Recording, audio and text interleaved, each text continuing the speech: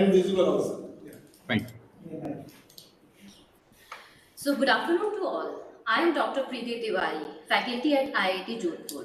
Welcome you all to the first webinar on National Education Policy (NEP) on the occasion of National Education Day. It is my great privilege to introduce Honorable Director IIT Jodhpur, Professor Shantanu Chaudhary, invited speakers of the day, Mr. Siddharth Birla, Director B.R. Birla Public School Jodhpur, Mr.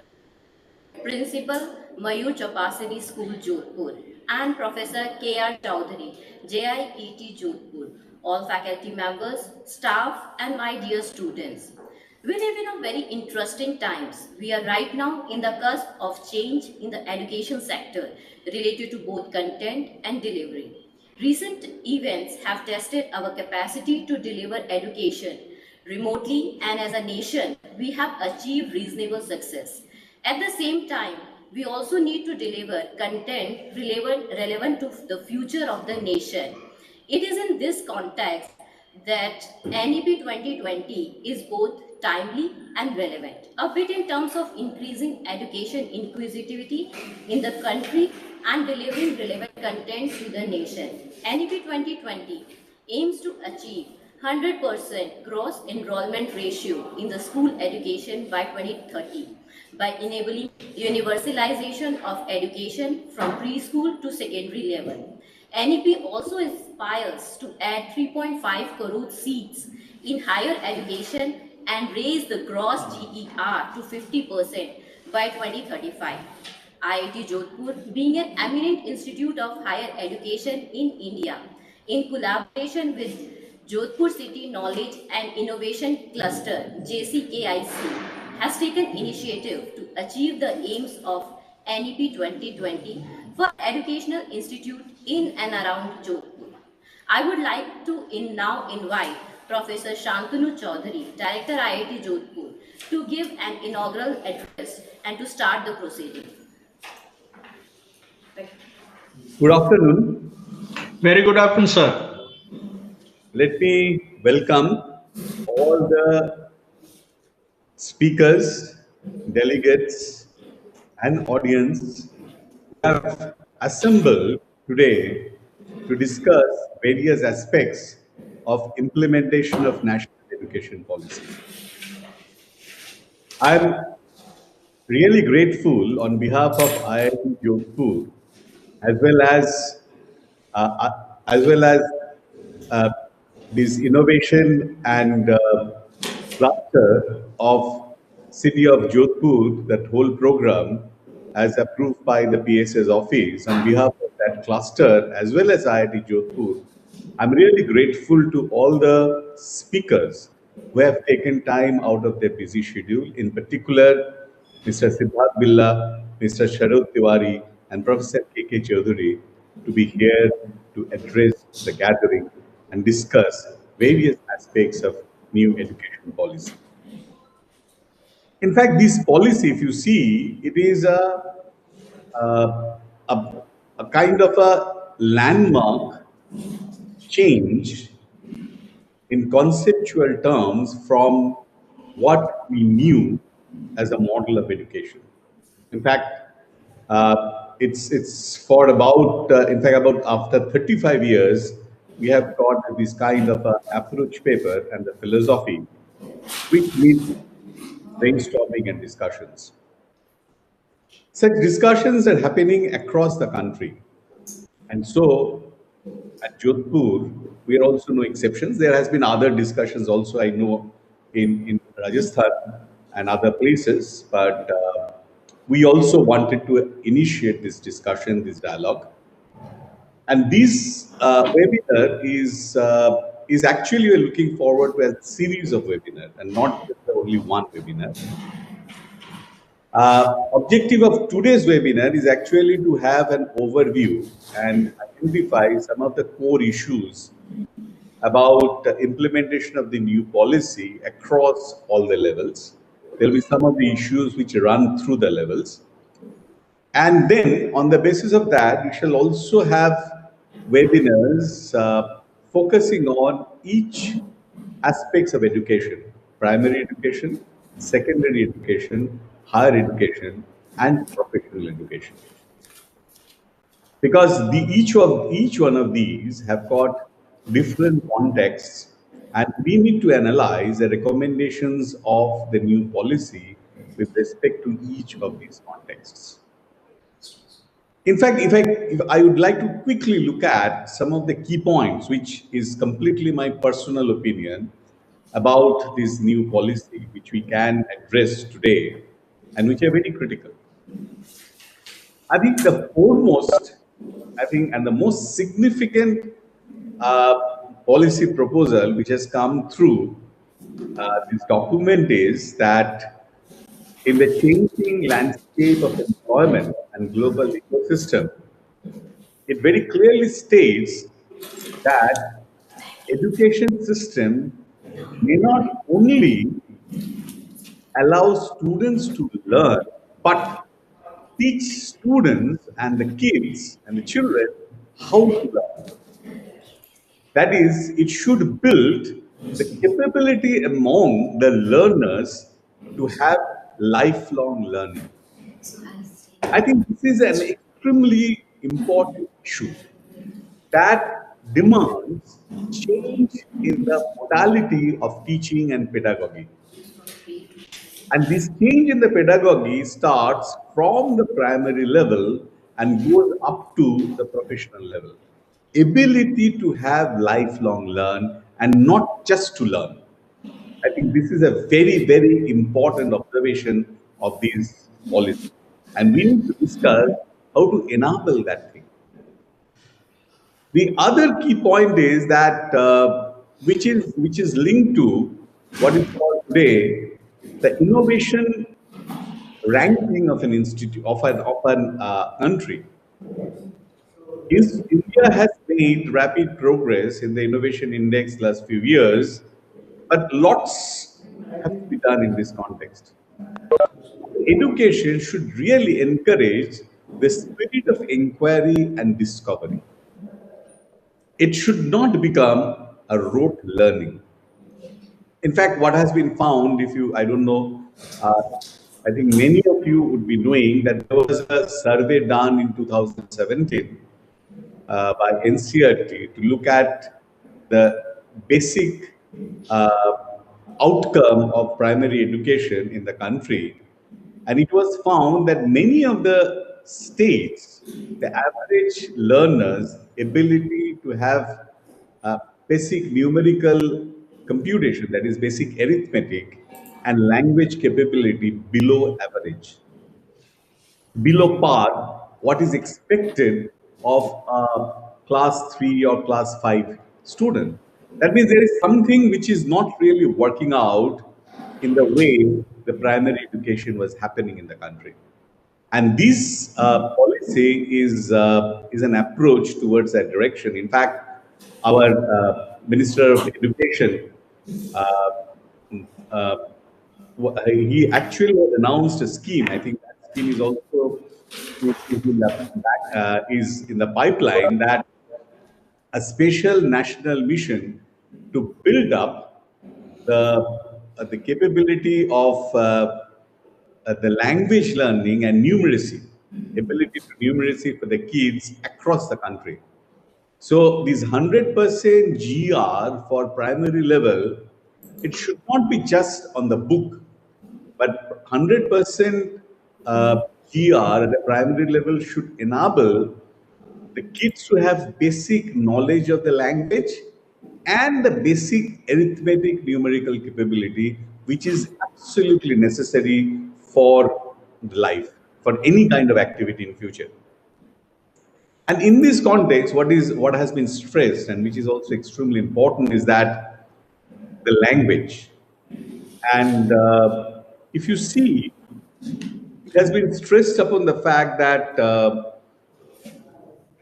uh, the language teaching, and it talks about a three language formula where the language, the home language, language spoken at home, or the mother tongue and the local language need to have a major role, because that's where the kid is most comfortable in terms of knowing something, expressing something.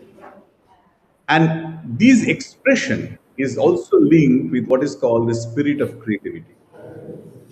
And if I can provide, if I intend to provide experiential learning to the kids, and experiential learning at all the levels, experience, one part of experience is the experience through the process of listening. And the experience through the process of listening really becomes important and significant if it is through the language in which the student is most comfortable. So experiential learning is obviously one part of it is all parts of senses being involved in the learning process, and the ability to do things extremely. But the experience, one of the vehicle of experience for us is oral vehicle, and oral vehicle is dependent on language, and hence language is an extremely critical issue. And what we have found that, and this is a very distinct departure also, is that the policy talks about not just functional knowledge of language, but it talks about that at least in one Indian language, the knowledge of the kids at the secondary level should be for that of understanding literature of that language. The appreciation of literature is extremely important, even for art, for even institutes of higher education like IIT, for the students of IIT. We understand, we actually appreciate the importance of literature in the education system, because literature helps the students build up the imagination. Literature helps them to have creativity and sensitivity to the external world. And this policy really stresses upon the literature in traditional Indian languages, as well as the global literature. I think the language knowledge should go, therefore, beyond that of functional knowledge to that of a knowledge, at least in one language, where they have the ability to appreciate literature. Okay. And therefore it says, actually, it's a very interesting thing, is it says that in initial years onwards, the whole language should be integrated with what is called integrated approach, will strengthen linkages between education and culture. And it's a statement I'm quoting from the policy document, which says that primary education should have essentially an art integrated approach which will strengthen the linkages between education and culture. So, if I look up as a discussion issue for implementation, is that how do we change our pedagogy so that the student builds up the ability to learn and not just learn. Students have the basic spirit of inquiry and discovery.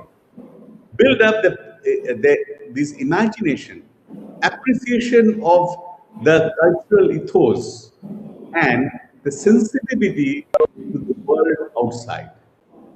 I think these are actually core demands of education at the school level and even subsequent to the school. And why we should talk about the implementation of these things doesn't get explicitly dictated by the syllabus and process, but this gets dictated by the educational culture that each institute can build. And it is up to us as a teacher to define the pathway to build this culture, and this is extremely critical. Other point I want to touch upon is, which is very important as from an industry and from as an academic institution, as an institutional point of view. These combines early childhood care and education, and this is a very significant step. That is Angadwari process of feeding the children with nutritious food, providing nutritious food to the kids in the villages as follow-up program of motherhood support. Education has been linked, and if you look at the current structure, proposed structure of the education, what it talks about is your initial 3 years, which is the primary or foundational. They say it's a foundational, the terminology used in the new policy that is ages from 3 to 6. And here it is linked in Anganwadi, that is food, the nutrition, building up the basic physical and mental capability, and providing core education through experience and imagination. And this is not an explicit education, but an educational experience at the initial level. Then you go to class 3 to 5, that is between 2 to 11, then 11 to 14, and then 14 to 18 is the 4 years. So this whole structure has now been changed. If you look into it, it's a completely a different structure altogether compared to what we were following previously. So it is 5, 3, 3, 4. Out of 5, 3 years is absolutely at a foundational level. Now, why this is important? I think this is something which we need to address from a corporate world and from a professional institution, where when we talk about Anganwadi, we are talking about about the kind of an environment which is available in a village context.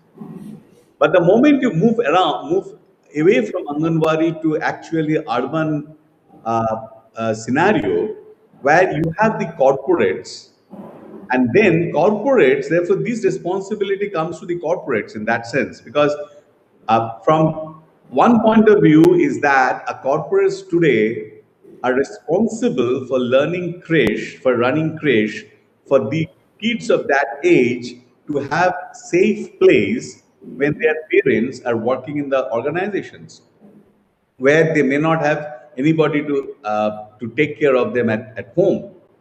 So now, if Anganwadi or this that education and nutrition at age 2 to 6 gets embedded into the education system, this also puts a responsibility. This also puts a responsibility to the institutional employers to create such a facility to enable growth of the next generation. And I think this is something which has not been talked about in many of the discussions. But that's where actually the corporate world can actually get connected with this new educational policy in the primary stage before these kids really move into the school. Why I'm stressing upon this primary and these kids in the discussion is because our higher education quality input can only come if we really have an enhancement in the quality of school and primary education. We are missing huge number of talents. We are not being able to take true advantage of the number because our primary education system is weak. And primary and secondary education system, until we strengthen, we cannot really have really kind of a growth of India to become Atmanirbhar and being generating the technologies and technology powerhouse. If you look at higher education, I shall just briefly touch upon higher education, which is actually a very interesting concept which has come up and which I think we shall discuss in one of the subsequent webinars. The concept of credit bank. The students can earn credit from any of the universities for that matter and have a credit bank. And when they get a certain number of credits, they can actually get a degree, diploma, certificate. So credit bank in that sense is actually a revolutionary concept. A student need not get confined only to IIT Jodhpur. He can earn some credits from IIT Jodhpur. He can earn some other credits from NLU.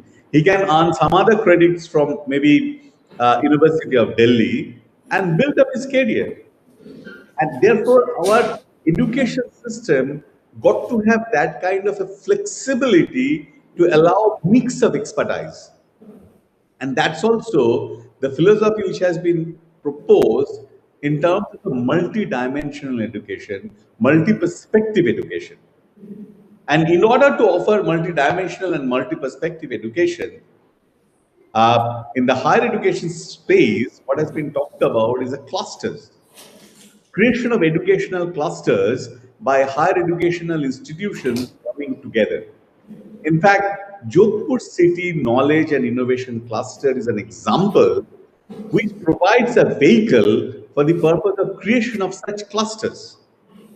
And I think we need to discuss in future, one of the future webinars, how really we can create such a cluster in the city of Jodhpur and enhance the academic environment of the city. The city has got very well established academic institutions, well-known, globally acclaimed academic institutions, and we should be in a position to uh, have these advantage uh, translated and delivered to the students of the city. And this can, in fact, we have made a beginning, which we all know that IIT Jodhpur and AIIMS Jodhpur has come together to start a program, but we need not have a program. We can actually have a kind of a flexible structure in which the institutes collaborate, and through collaboration, okay, a student can migrate from one university to another institute and earn credits, and after earning credits can petition a degree. Now, the higher education institutes have the autonomy in many of the cases to enable such programs to run. Actually, IIT Jodhpur will have no problems for a student earning credits from, say, NLU, National Law University, or earning credits from AIMS, or earning credits from, say, even some of these departments of JNBU, which we do not have, which are complementary, and can have a degree in an area which is completely different, which is not offered in a structured way. These potentials and possibilities are a very unique contribution of this NEP. And we have, and the cluster system, mega cluster education, mega cluster degrees were being talked about for a while. Now we have to appreciate that the Scientific Advisors Office has created this innovation and knowledge cluster, and NEP enables those cluster-based education. So it's responsibility of the cluster also to design and define such programs. And I think we should look into that in one of these subsequent webinars. Today, we shall be addressing education at all levels. I wanted to touch upon these basic aspects and key aspects of that. There are another aspect which we need to talk about at some point of time is financing the education. If I talk about 50% GR at that level education, how do we create seats? We cannot create seats. We have to switch to a completely new mode of pedagogy that this COVID has taught us how to do online teaching. And through online teaching and through a flexible structure of entry and exit, we can really increase the GR. And that GR can be increased only in various ways. One way to look at locally, can we increase the GR? Can we take some policy initiatives among us so that the GR really increases at local level? So this NEP actually offers a challenge to us as an educationist. And I think we need to have this kind of discussions, this kind of brainstorming session, so that really we can stand up to the challenge and deliver education meeting the objectives and targets of new education policy. Thank you.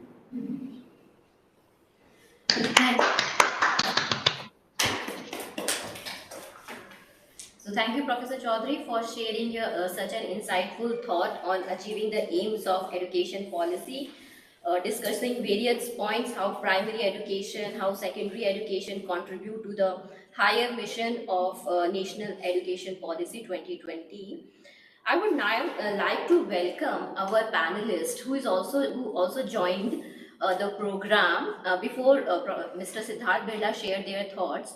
We have with us very senior members of academic institutions. First of all, I would like to welcome Dr. G.C. Kothari, Managing Partner at Kothari Metal Industry, Jodhpur. Thank you so much, sir, for accepting our invitation. Along with Professor Kothari, we have Professor Amitav Mitra, Professor at Professor Atanu Ghosh, Professor at IIT Jodhpur, Mr. Vaibhav Doshi, Secretary, Alma Meter School, Jodhpur, Professor Pradeep Tiwari, Professor at IIT Jodhpur, Professor Sumita Kumbat, Department of Chemistry, Jai Narayan Vyas University, Jodhpur, Mr. Premchand Sankla, Joint Director, School Education, Mr. Arun Sharma, Additional Director, School Education, Bikaner. Thank you so much. I'm really delightful and honored to welcome you all for the panel discussion, which is going to start from 3 p.m. today, soon after this inaugural sessions is going to over. Now I would like to welcome Mr. Siddharth Birla, Director BR Birla Public School, Jodhpur, to share his views on NEP. Mr. Birla, thank you so much. Mr. Birla, you have to Yeah, thank you, ma'am, for having me here. It's an honor from IIT Jodhpur. So, would like to express my thoughts about this policy, majorly focusing upon the primary education. So, mostly, sir, director, sir, almost included everything which we were the key concerns. Yes, I still remember when I was in class nursery, I was taught A for apple. Yeah, I was taught first A for apple, and but never shown what apple looks like. That I had to discover after a couple of years at my house. But when I talked about my daughter, she has been taught the same concept, A for apple. But the apple was, she was asked to bring that apple to her school, and she was also taught A for apple and A for aeroplane. So whenever the aeroplane used to fly by, pass by, she used to always say that's A for aeroplane. So the content has been increased, but still the logic and the IQ behind that is still lacking in the existing system, which definitely, if we see with the new National Education Policy 2020, is a, you can say it can be a blessing in disguise. Uh, so before beginning our session, I would just like to share some of the facts, what exactly this policy is all about, what are the comparative analysis, and how things will be different from now onwards after implementing this policy. Just give me a moment.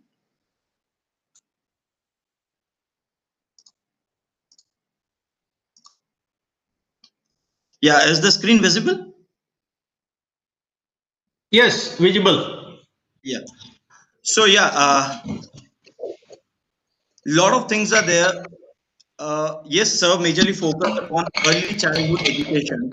So, without wasting much time, I'll straight away come to that point of this early, how it has categorically defined. Yes. So, as of now, there's no set defined set of principles, or there's no defined policy how to operate preschools. Like we also have preschool chains in the name of Snail Tail Preschool, but it depends from brand to brand and different companies, and even schools also have like playgroup, nursery, KG, and prep. And now, to your surprise, you should not be surprised. We also have early settler program, which is like before 2 years. So there's no set guideline from any authority or the body, like we have like systems for in CBSE schools. So yes, definitely with this new national education policy, there will be a set guideline, which will be the part of your foundation course, where there will be universal access for children of 3 to 6 years, which will be free, safe, high quality. In the name, it can be in the form of Anganwadis, it can be in the form of preschool, it can be in the form of Balvatikas, but all will be governed by one authority. And I think that will definitely help everyone at each and every level. See, if I talk about private sector of preschools, it is quite common. Everyone knows ki, like after 3 years, like from 3 year, my child will be in nursery, KG, and prep. They don't skip these classes. But yes, if I we also work closely with government schools over there, it is not mandatory at all as of now. So the key challenge will be there. How are we going to implement? What changes? And above all that, who's going to be deliver this basic content? See, because curriculum will be designed by NCRT as decided, or maybe some other body. Yes, at this level, it will be very crucial how things will be delivered. Because in this set of exam in early foundation years, when we talk about 3 to 5 years, so there is no examination pattern which will be there. So again, the challenge will be here. How are we going to evaluate a child? Because in India, as of now, every parent playing with the psychology, I mean, understanding the psychology of parent, it is very important for them to give some result. I mean, you can say whatever it may be, but we often heard these kind of comments कि अगर आप exam नहीं लेंगे बच्चे का तो हमें क्या पता पड़ेगा कि बच्चे ने क्या सीखा. So some set of evaluation methods should be inculcated at this initial level as well, early childhood. Yes, it should not be in the form of examination, but it can be in the form of continuous evaluation based upon continuous learning, focusing upon major skill set, that is literacy, numeracy level, cognitive skills, learning skills, and many other things. This is the current structure which we have, the comparison of existing academic structure and the new academic structure. So wherein this is what we discussed, the foundation stage, as Sir said, it will play a crucial role. And we need to understand at this stage itself what should be taught to our kids, so that the level of curiosity, the inquisitiveness, the logical, the analytical thinking should be groomed in such a way that a child doesn't have a gap in preparatory level, which is like for 3 years, class 3 to 5. See, this is the common tendency which we generally face nowadays. At initial level, the schools have been very creative. Preschools are very creative. They work upon now very small things, and very minutely they observe, because the sections, in a section the kids are limited and the focus is more. So yes, where the level and curiosity level of child is also high, but as soon as the child gets promoted to, say, preparatory stage, the middle stage, over there this inquisitiveness keeps on decreasing. And the moment child enters into secondary stage, now the thought comes in to his mind, okay, I have to get enrolled for IIT, I have to go for NLU, I have to prepare for my college examination. So lot of things are there. So majorly career, the focus is shifted towards career. And at that stage of time, with the existing system, it was analyzed, okay, when the child is in class 10th, there was a checkpoint at class 10th, okay, your child is scoring so much and so. But now from onwards, from with this new policy, we will have checkpoints at 3 different stages. The one will be at class 3, one at class 5, then class 8, and then further on, like as it used to happen, when the child gets passed out from the school. So this is the basic comparison which we have: the foundation stage, preparatory stage for 3 years, middle stage for 3 years, and secondary stage for 4 years. Yes, we were coming to this. We had a discussion regarding this in our school as well, with the teachers, with the parents as well. So how this framework would work actually. So when we have a set framework, it will be designed by a national curriculum and pedagogical framework for early childhood education, and it will be completely drafted by NCERT. Also, the research, which is very important nowadays.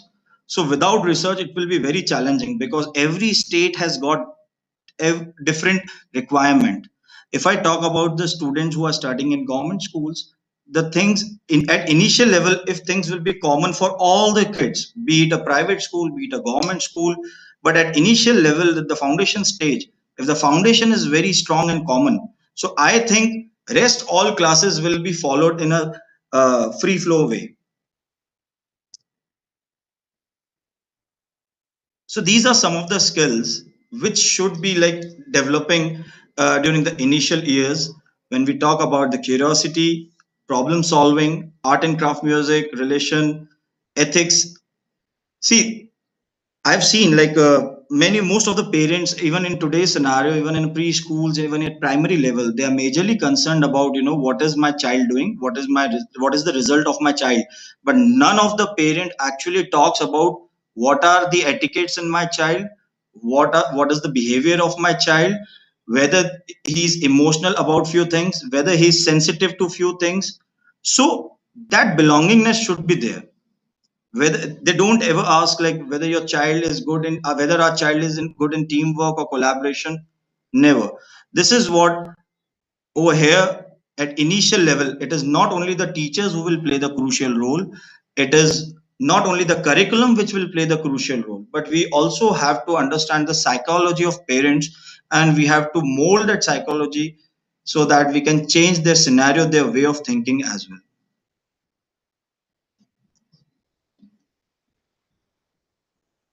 We come to curriculum point. So these are some of the things where core essentials curriculum in all subjects will be reduced as stated by the government. Focus would be more on critical thinking, inquiry based questions, analysis based teaching, learning methods for holistic education, interactive classes.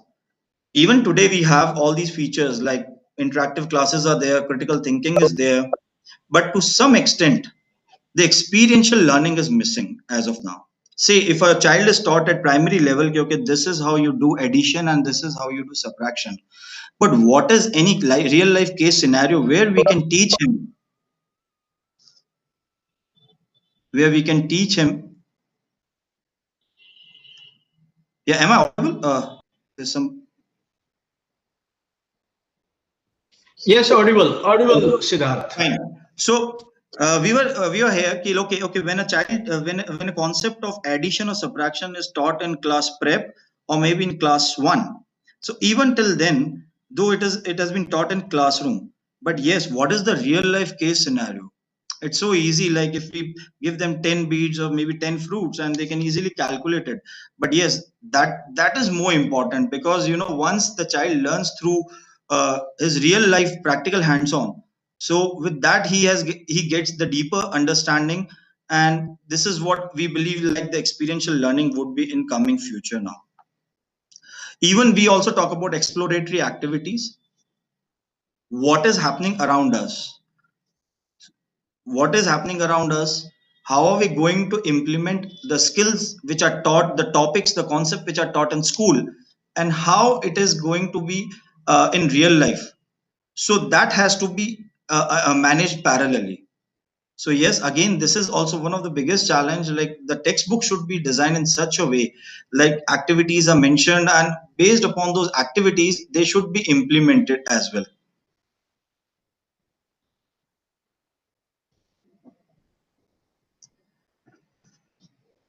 And above all that, we also should have the focus upon mental and physical health and well-being of student.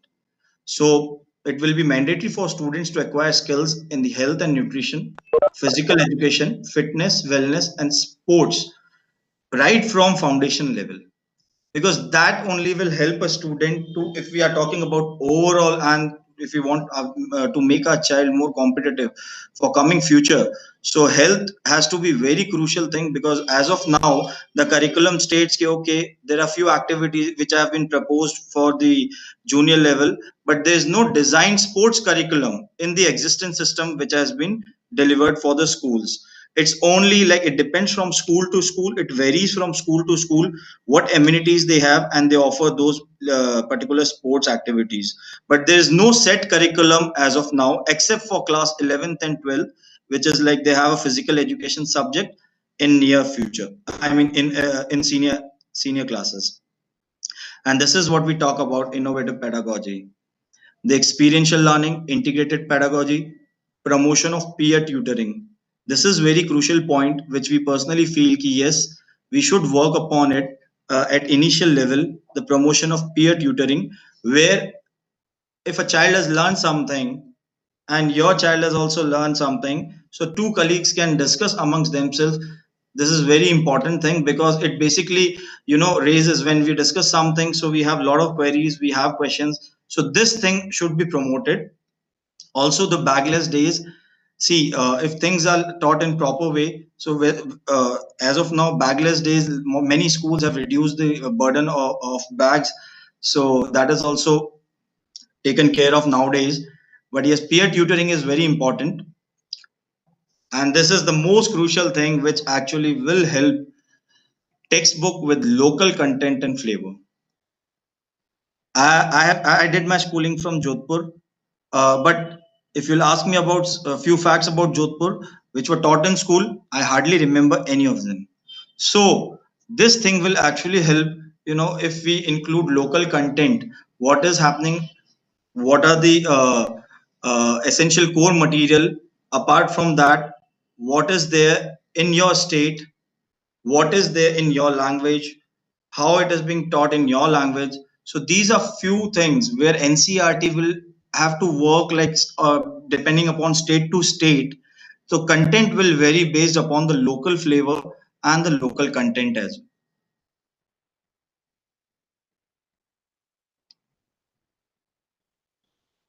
Yeah, this is also one of the most important facet is, so the video documentaries on inspirational luminaries of India will be shown. It will be incorporated, wherein a child will get to learn about few important things. And now with the change in digitalization, I think video and digital mode would be the best way where a child can learn maximum. And with this, though this policy was introduced few months back, so now the along with this policy, the major challenge would be we also need to incorporate how this digital classroom process, I mean online classes, will take place. We cannot be assured free कि okay from now onwards only physical classes will take place. We have to be prepared at every level. Okay, the digital classroom or the online teaching along with the physical mode of teaching has to be now collaborated. So in that way, the curriculum should be designed and the portal or the online access should be given. A common platform should be there by the boards and the authorities. And yes, as we talked about the assessment and the examination pattern, how it will take place.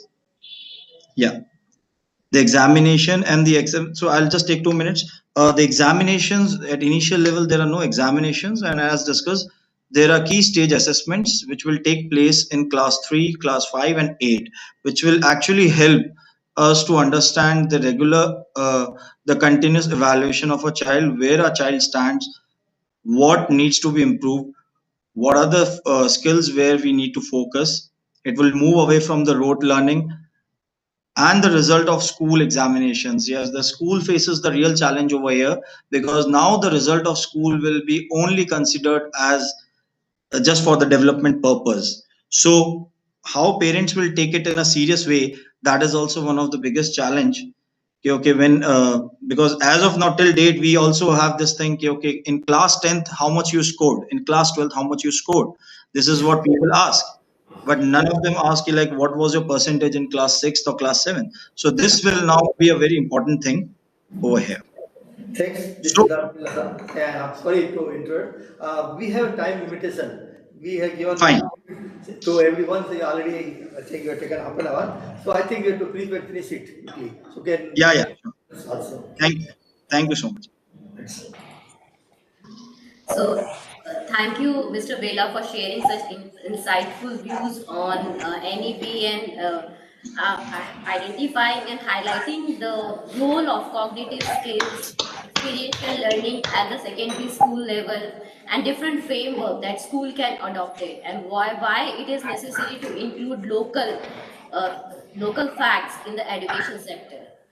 Now, I would like to invite Mr. Sharad Tiwari, Principal, Mayur Chabasini School, Jodhpur, to share his views on Time is. Hello, everyone. My special greetings to the director, Professor Antanu, IIT Jodhpur, and his team. And I would also like to know exactly what would be the suitable time that I should make use of so that the program doesn't get derailed. Please do let me know. I have a timer here. I would like to make use of it. Sorry to interrupt you. We have allotted actually to be exact 15 minutes for every speaker, but you can Fine. extend 15 minutes, not more than 20 minutes. I'll try and finish it within 15 minutes. I've got my countdown going, and probably that's the key about the new education policy. The incumbent government has also kind of set a timer, and they are looking at 2040, which is another 20 years from now, to see the impact and full implementation of this entire policy. That is something very realistic, because as Professor Shantanu also mentioned, this is a significant shift from a policy that was in place so far from 1986. So almost almost 35 years. Yes. So it's going to be a huge shift from a policy on which our entire school education system was receiving directions from. The major shift has been moving away from the model of 10 plus 2 to 5 plus 3 plus 4. And I have been asked to speak on the later half of this 3 and 4, the high school education, the impact of NEP 2020 high school education. And a lot of challenges have been discussed by my predecessor in the program, Siddharthji, and I'll just focus on the impact the policy will have on middle and senior school sections. And obviously, this has to be with due support from the government. Since education is a concurrent matter, the state and the central government are the key players in the years to come. What and to what extent they will take the policies, ethos, and spirit forward. But definitely, the changes proposed in this policy are immense, very, very significant. I would call them welcome changes. The administrator part of my mind intends to go into the direction whereby it starts to think in terms of finance and this and that. But I think as an educationist, as a teacher, a core educationist at heart, I need to talk to that part of my brain and say, stop worrying about this. Stop being skeptical. Focus on the goodness, focus on the good things that are there in store for the coming generations. The biggest challenge, I think, is that it is going to be implemented by people like you and me, who have not been taught in the schools when we were in schools, the way this new education policy expects us to transact the curriculum or to modify the teaching learning process. So we have been hardwired now, and they say old habits die hard. So probably we will have to rewire ourselves completely. And the future lies in the hands of the teachers, who will be the people who will be at the downstream conveying, communicating, and interacting with the children. So I think it would be most important for any institution to ensure the teachers are oriented in the right frame of mind. They are fully aware and they're fully in consonance with the ethos and spirit of this policy. A couple of things that are very, very impressive about this policy, which will have a deep impact on the school education, is the idea of integrating art, music, sports into academics. Now, in most of the schools, all these years after independence, probably most of the schools, generally speaking, and I'm talking about government schools, private run schools of different stature and strength and capacity, sports and music and fine arts had been given attention to a very limited extent. So it will be largely upon the schools now to encourage and motivated to give impact. And that is how we can ensure a holistic development of the children who will be the next generation who will be taking care of this planet Earth. We don't just need good doctors, engineers, lawyers, we need good human beings. Because despite all the knowledge accumulated in science, we have come to a juncture this particular year, we have realized that how fragile we are. Not even an ounce of virus has taken the whole system, economy, and whatever we do, it has been affected and kind of hijacked. It was hijacked for a short period of time. And some countries are still reeling from the impact in the worst possible way we can think of. So integration of art, music, and sports hopefully will be able to nourish our children with the values, and a lot of emphasis has been laid upon returning to the roots, which is the Indian culture, what we can draw from our ancient scriptures and stories and the way we lived, because that was obviously we have come to agree that that was a healthier way of living, the way human beings were living earlier. We didn't have a lot of things in our homes and offices. We did not have technology. We were not using probably technology the way we are using it, but still we were happier. We were more satisfied. So that aspect will definitely has been addressed in this new policy. The other thing which will make schooling a beautiful experience for children will be the choice of wide range of subjects. And this is it. This is very interesting. High school students will have the chance to opt for mathematics, music, science, and sports.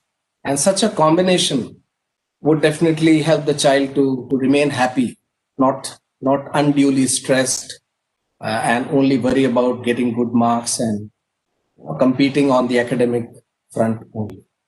So I think these are two big takeaways. If the policy is to make an impact, these will be profound changes. And I would say, in that sense, the policy is very ambitious. I will call it ambitious because the policy is just a document. It is a vision. Realistically, the policy to come into play requires planning, and planning at various levels. The NCRT has been asked to design a curriculum this year, and the work must be on. And they have to come out with a curriculum which will decide the textbooks and how the classrooms will be run, what will be the framework of education. And then after that, the next more important thing will be the infrastructure. And along with infrastructure, the faculty needs to be made more competent to deliver that curriculum with the help of infrastructure. And of course, then will lie the challenge of sustaining and implementing the policy and its key points. Now, here is an example. There is a school in Jodhpur which has got, which is blessed to be having an infrastructure because of the rich heritage it has got, and the sporting culture is already there, fine arts, the variety of things a student studying in this school is able to enjoy is something of a delight to the eyes. But the big question is, how many such schools exist in our country? How many are in a position to deliver this kind of a program? May I request you to kindly watch a small video that will give us an idea what the NEP 2020 is aspiring every school to be like.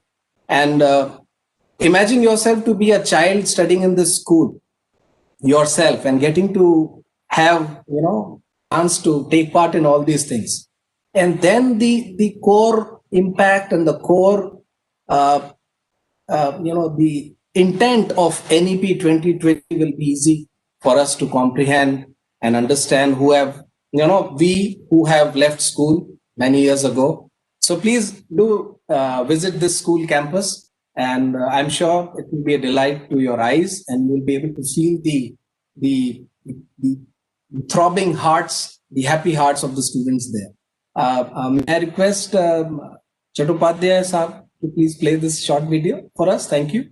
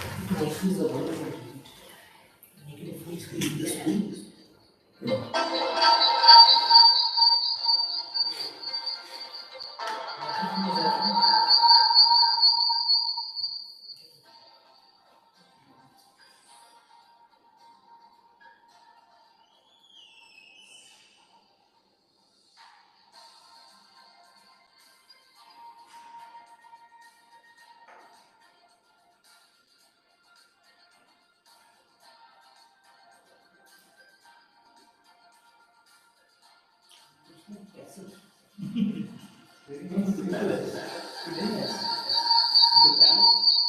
it was a palace earlier. It was a palace earlier. But it's a very old school, 100 years. No, they already celebrated 100 years, more than 100 years.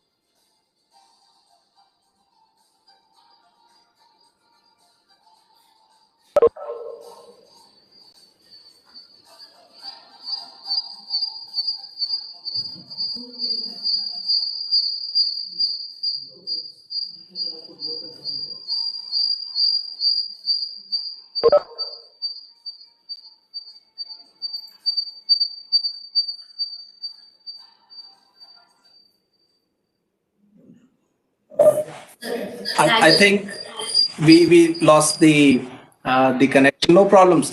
Now this nothing but just a glimpse of a school campus that really is blessed in the sense that the infrastructure exists. The faculty is keen to do something which would be in the same spirit as NEP 2020 talks about. In fact, there's NEP 2020 is not something that we did not know about. This was the need of the hour, and the NCF document that was in existence from 2005 has been influencing the school curriculum and the syllabus in 17 states of our country. But obviously, it was outdated on many counts, and a reform was much needed. But the point is, we are well traveled. Today's parent is traveling around the world, has seen what is happening in other countries, in schools, in countries where these school systems are considered to be one of the best, countries like Sweden, Finland. So this is not out of our reach. We have not been exposed to physically, probably, but then obviously it's there on internet. One can go and see how things are done. So the schools shouldn't have been actually waiting for any kind of a policy to be shown in their faces to make those changes. There are schools in our country who have already been implementing this kind of a system which is most suitable for a child to develop and grow as a healthy individual. So now this comes policy document. Very soon there is going to be a curriculum. Very soon the governments will be asking the schools to implement all these changes. But the big question remains in terms of infrastructure, capacity.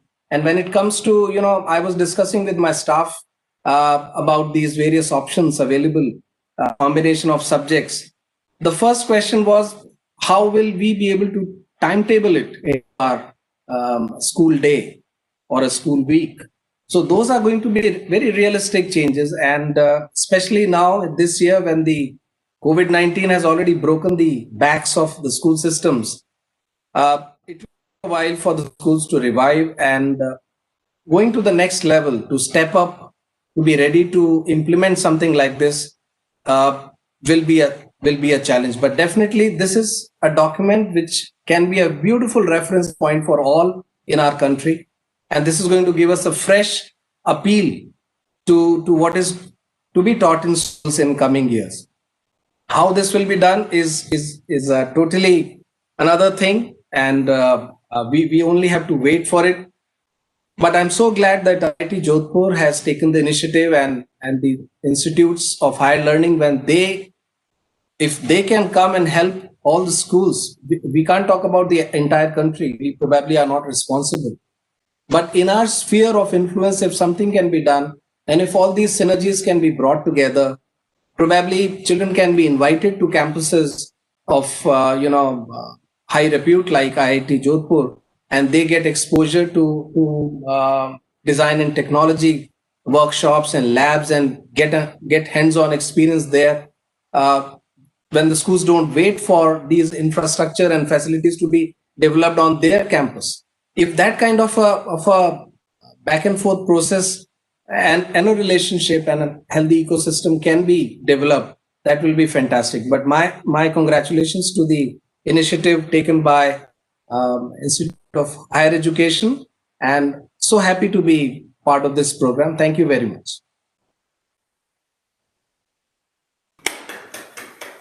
Thank you, Mr. Tiwari, for sharing your views on how different courses along with the infrastructure can add value to achieve the aim of NEP. Now I would like to invite Professor K.R. Chaudhary, JIET Jodhpur, to share his thoughts on NEP.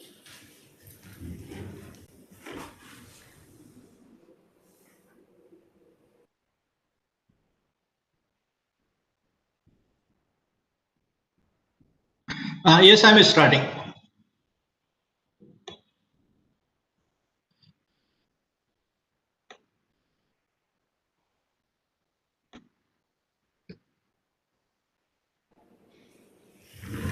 So you can start. Yeah, thank you, thank you.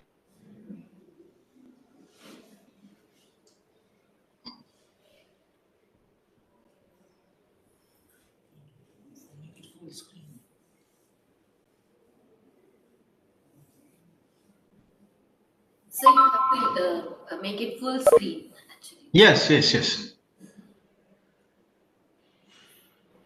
Okay, is it visible? Yes, it's visible.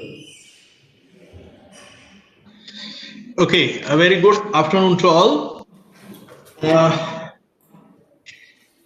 Before I go to the exact part I want to discuss on NEP higher education, I'll devote 2 minutes for the school education, some additional points, which is part of the NEP 2000, as the higher education is connected with the school education. A fundamental difference between the school education earlier and now proposed in NEP 2000 is earlier it was access of education to all, whereas now the objective is world-class education to all. So that's the fundamental difference. Other thing which is emphasized is a language learning. Language is a very important part for the learning, and that is why, as Professor Shantanu mentioned, that right from the beginning, the children are associated with the Anganwadi, or elsewhere it is preparatory classes, so that they learn the language. Research says that 2 to 8 years of age, the mind the brain of a child develops to 85%. By the 8th year, the child's brain is already 85% developed. Noam Chomsky, the world famous linguist and the professor of Harvard, who has given the theory of languages, what is called the theory of structured languages, says that language learning is innate feature designed in the children, and that children, they pick up the language very fast, and there is no theory of learning the language as far as children are concerned. They pick up because they have the built-in feature designed by the nature. Other things which are part of this policy is how to learn the learning. We all talk of learning, but the question is how to learn the learning. That has been incorporated as part of the education in NEP 2000. For example, the inquiry-based learning, discovery-based learning, inductive learning, reinforced learning, analogical learning, and learning by doing. These terms were not there earlier, and the research has found out there are various ways of the learning. And they have been incorporated in the learning system. There is a lot of emphasis to stop rote learning, as already mentioned by learned speakers before me. And there would be a stop for the coaching institutions, not by administration, but because of the design of the system, the curriculum and the progressive teaching, evolution, assignments would be such that the coaching is discouraged. The serious drawback of the present system is coaching, where they do the study of the learning at continuous mass scale, and there is no creativity. Creativity is lost. Another emphasis in the new policy is local language. The research has found out that if the children are taught in the local language, not local, rather I should say home language or mother tongue. The term used is home language or mother tongue. They can pick up the things very fast.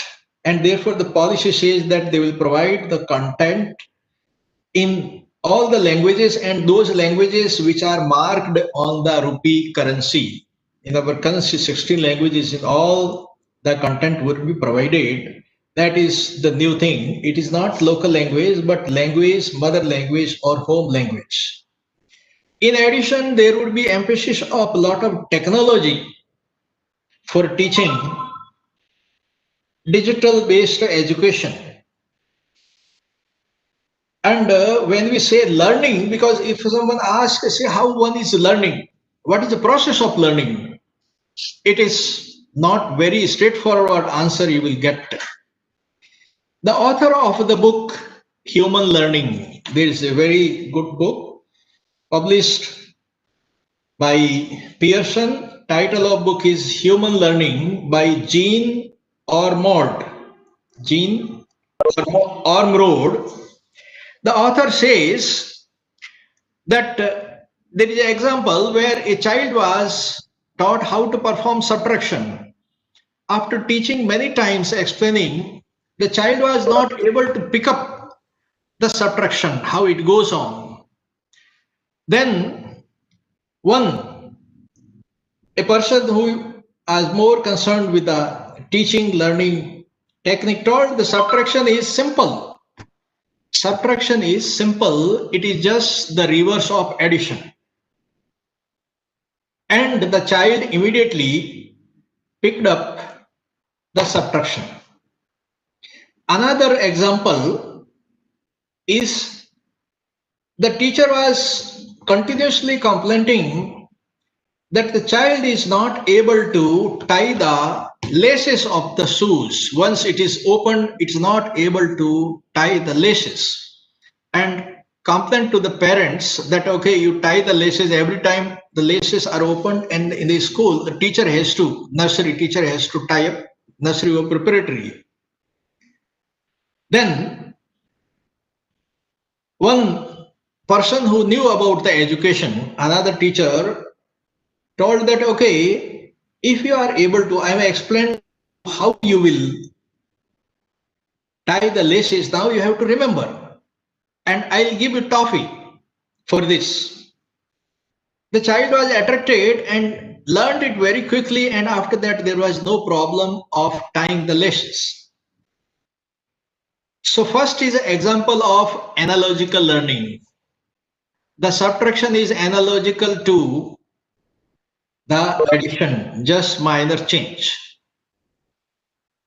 And the second is example of reinforced learning. So all these methods need to be used for teaching, and that is a new thing in the education system. Now I proceed to the NEP 2000 part. Am I audible?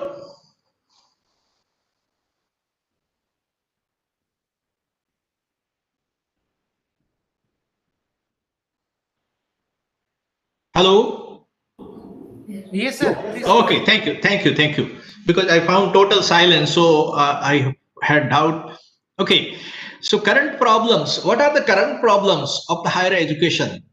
So that we have to change the way higher education is delivered, organized, and administered. The current problem with the higher education that it is highly fragmented system. That some college is teaching law, some college is teaching science, some is teaching arts, they're not teaching anything else. Who is teaching the law is keeping few teachers who can teach the science or mathematics, may not be having a teacher borrowing from somewhere. And there is an infrastructure, and for everything there is a separate thing. So it is a severely fragmented system of the education. There is a less emphasis on cognitive skill and learning outcomes. I have come across the teachers in the interview. Then teacher says that I can explain how the computer is working. I being professor of computer science, but I can explain how the program will be working, but I cannot write the program. That means outcome is missing. Programming is learned, but outcome is missing. The present will emphasize on cognitive skills, learning by all sensory and based on the memory and based on what being presented, and the learning outcomes. That is where there is a accreditation, and the institutions must be knowing, many teachers must be knowing what we mean by the outcome. Rigid separation of disciplines. Narrow areas of study is the limitation in the present system. Limited teacher and institutions autonomy. Teacher in the IITs, people would say this is not correct, because in IIT a lot of, if a professor wants to say introduce a new course without being a syllabus, can float the course and can have the student from any department, anywhere they can rather students they can attend the course as an auditor credit. And institutions autonomy is limited in most of, excepting IIT. The government, rather a college has to introduce a new course or new degree, has to take a permission from the government, and in the government there are administrators, and they are not professors who will authorize or say no to the institution whether you can introduce course or not. Academicians should decide the academics. Inadequate mechanism for progression of the faculty in the present system. Lesser research. Research is limited. Lack of competitive peer review research is missing. Why? Because of the affiliation. Because you are connected with a university. A university's work remains only to look after the colleges, hundreds of the colleges sometime who are affiliated to that university, and see that carrying out inspection, doing these, professors are busy in those things rather than research. You can verify many of the affiliating universities, this is the situation. Ineffective regulatory systems, and of course large affiliating universities. One of the HRD minister earlier told that when there are 800 plus colleges affiliated to university, the university job is only to do the inspection, conduct examination, and declare the results. It is not possible to do the research because they have to monitor 800 or so affiliating colleges. So these are the drawbacks of the present system. Higher education would be largely multidisciplinary. All type of education in a university, college, and there will be one college or university per district. faculty, and institutional autonomy. The integrity of the faculty and leadership position will be ensured through the mechanism and through the transparent system. Merit-based appointments and career progression, research career progression will be again monitored through the transparency because we have the digital system and the research. Establishment of National Education Foundation.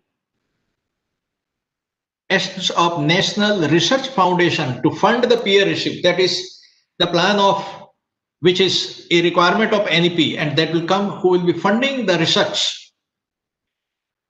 Academic and administrative autonomy, light but tight regulation. So these are the new things of the higher education policy. The institutional restructuring and consolidation is the main goal, or say the major goal. Main thrust is on ending the fragmentation of the higher education. Higher education is highly fragmented now. And instead create large multidisciplinary universities with 3,000 plus the students in the lines of Nalanda and Takshashila. We had such beautiful universities where tens of thousands of students were there. That is finding, people have found out that how they existed, how they works. And it was learning by doing philosophy.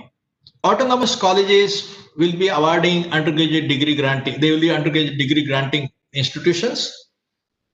They will be smaller size and they ultimately will evolve into the universities. University will also support other higher education institutes development. Bigger university, they will support higher education institutes development, community development, faculty development, support the school education. And that is the process our IIT can do and is already doing. So I am emphasizing rather a submission to the IIT Jodhpur that we take care of this in a bigger scale. And that is why I have marked the star for this. Thank you, Professor. Thank you very much. That's out of time. We love I'm going quickly. I'll finish. Okay. Fair and transparent system increased.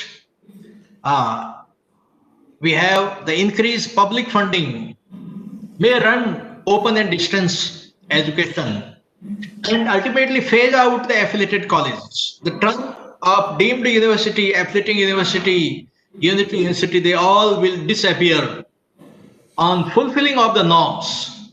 Unless norms are fulfilled, they will not be phased out. Holistic multidisciplinary education. IITs will move more towards holistic multidisciplinary education. There will be arts, humanities, social sciences, more emphasis medical science in the IITs. Multiple entry and exit points, thus removing the present rigid boundaries. Professor Shantanu has already very nicely explained this. Increased faculty and institutional autonomy, design of department, there will be department of language, literature, music, philosophy, ideology, theater, education, all these things in the university. So they will not be specialized in one or two fields. Undergraduate degree in 3 or 4 years, integrated programs of UG, PG, choice-based credit system. You may have so many number of credit, some credit taken from elsewhere, and transfer of the credit once somebody goes to other university. Apart from that, there will be internationalization. International students' office will be there in each university. The MOU will be signed with foreign universities. Top Indian universities will be encouraged to operate abroad. 100 universities from the world will be facilitated to be operated in India so that competitive ease can be maintained.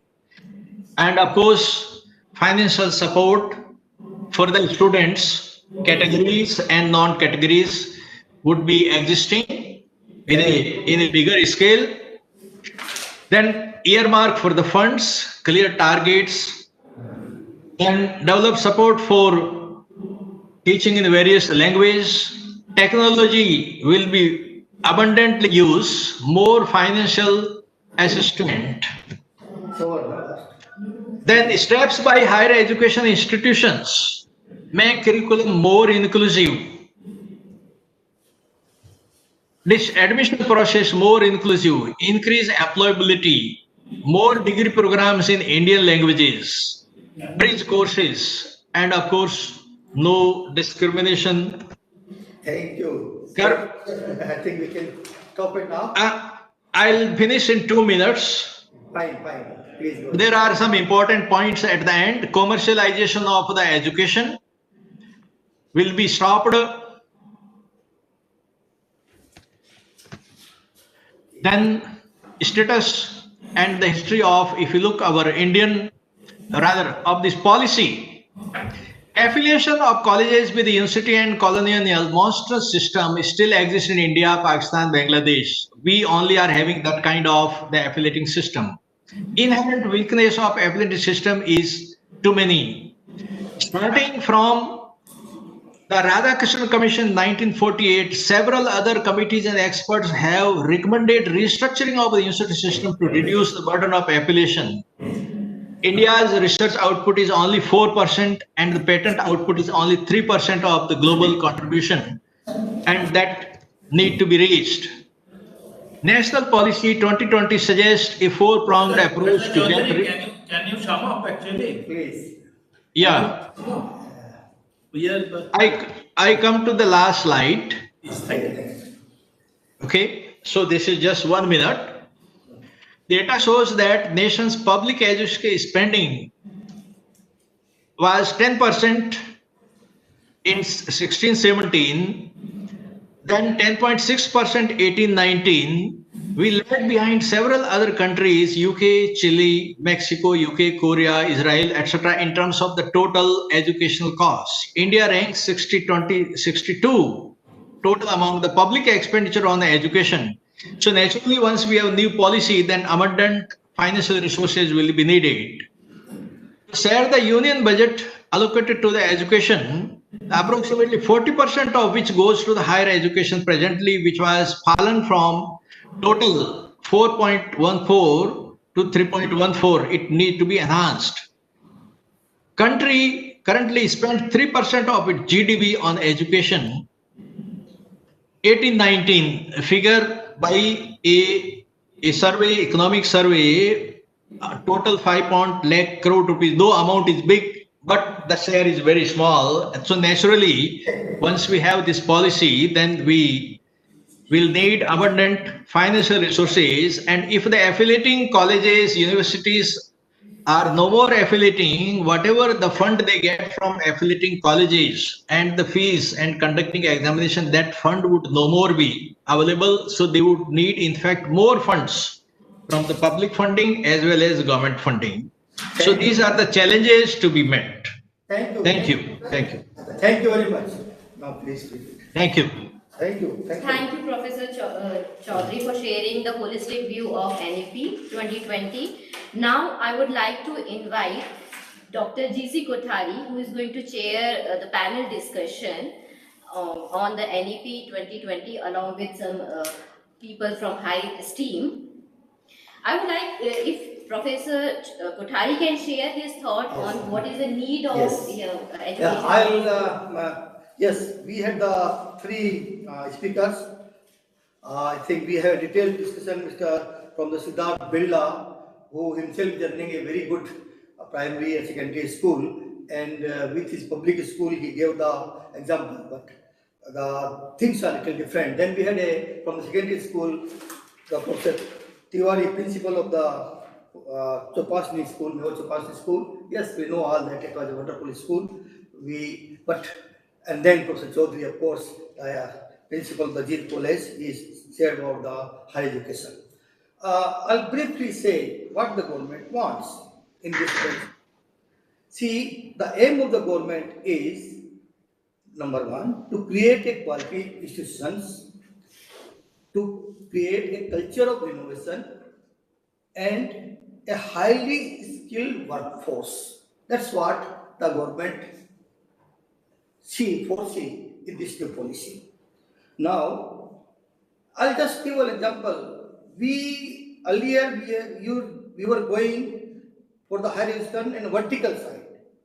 Yes, we still want that we should go vertical, we should reach the highest point in the learning. But now in new policy, we say that everybody can't go from the bottom to vertical top of the subject. We want to flatten this curve. From the vertical, we want to flatten. So that we want person should be in multidisciplinary, interdisciplinary, transdisciplinary, learn.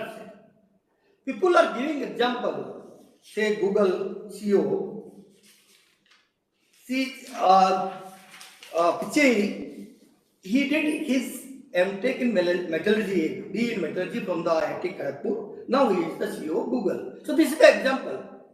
See, I give my own example. I did my PhD in electrical engineering, did the research in the computer science. Work when I started working, I did in the stainless steel rolling metallurgy. And the last part I spent in the environment.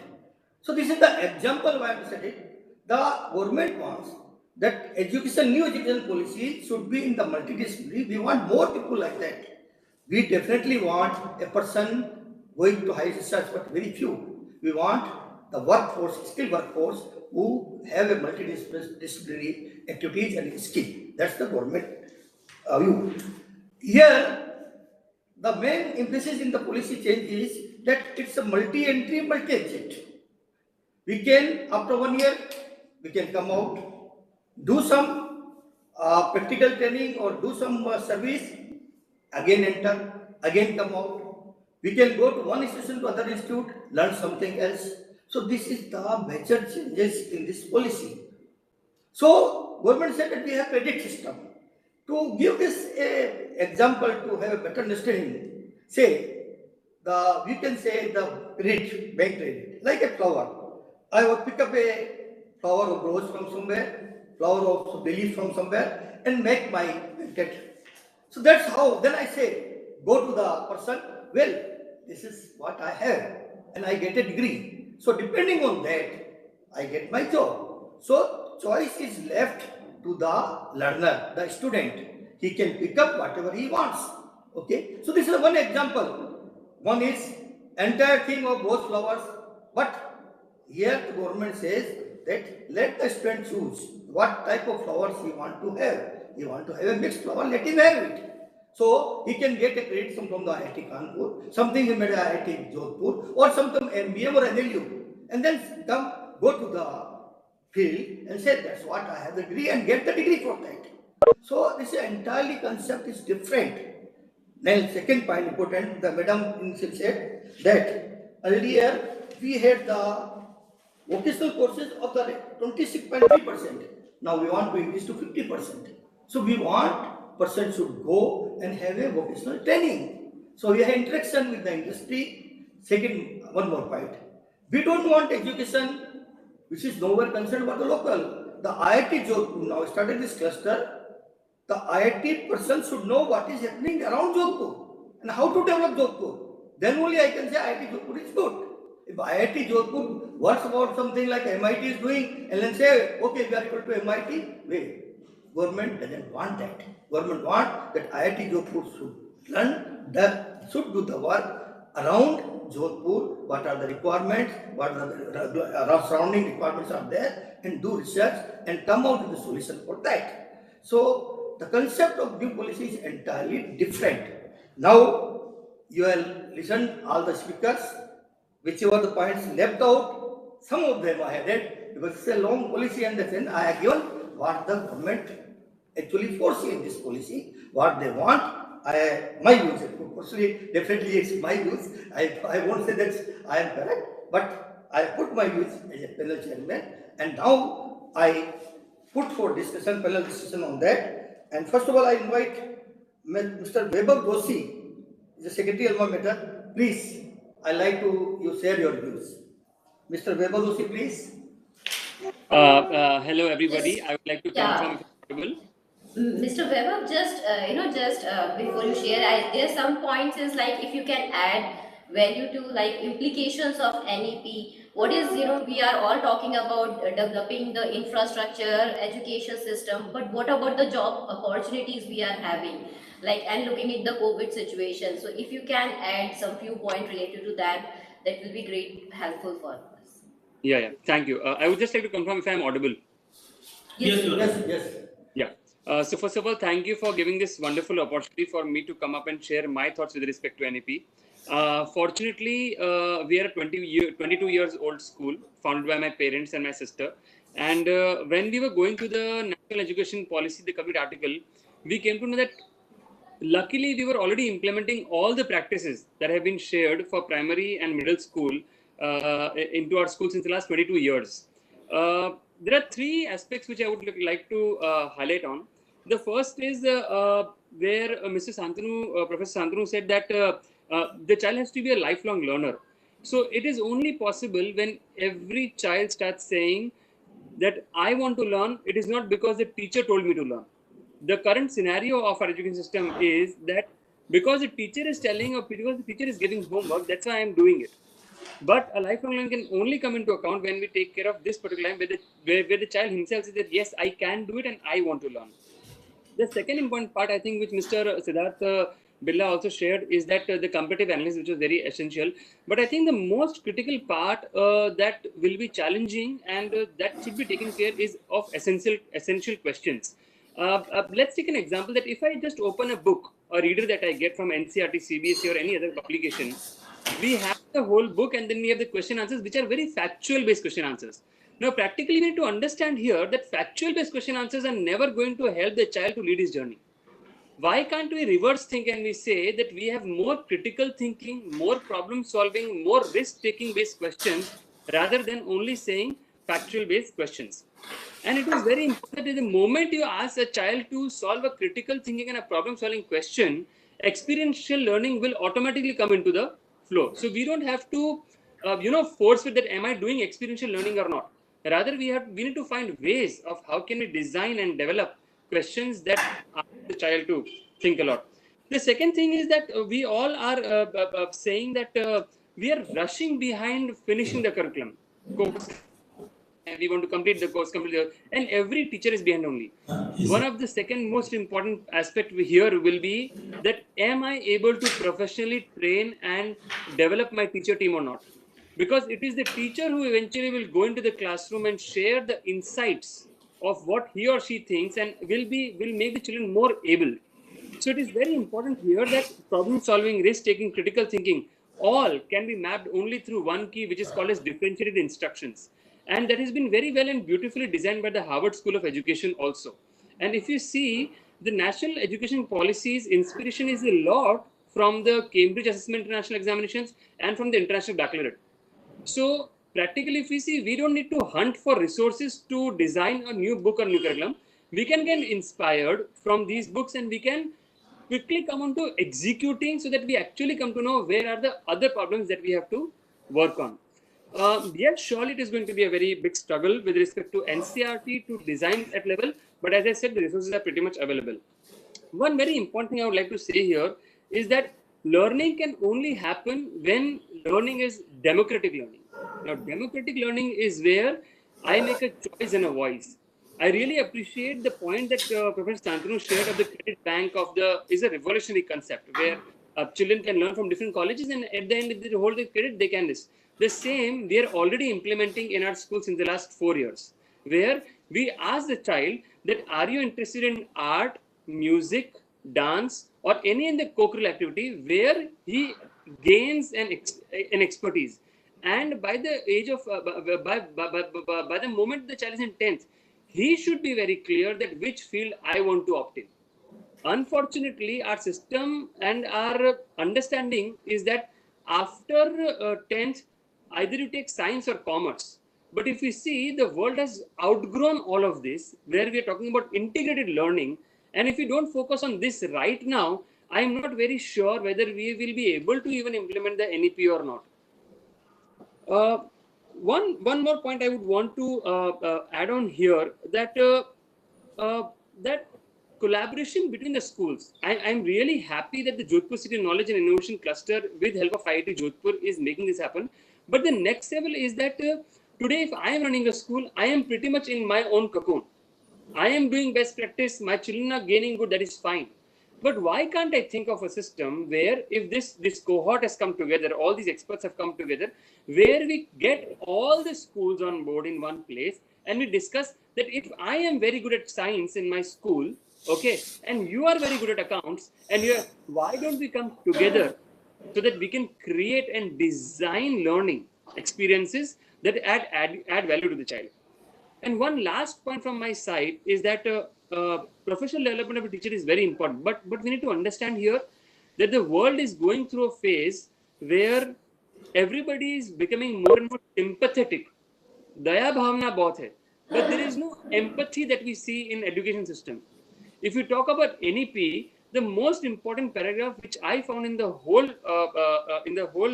PDF file was that they're saying they want the children should learn to make wise choices, because eventually at the end, when we are talking that a child is clearing higher education, becoming going into, let's say, PhD, but after eventually when he enters the world, it is important for the child to make wise choices.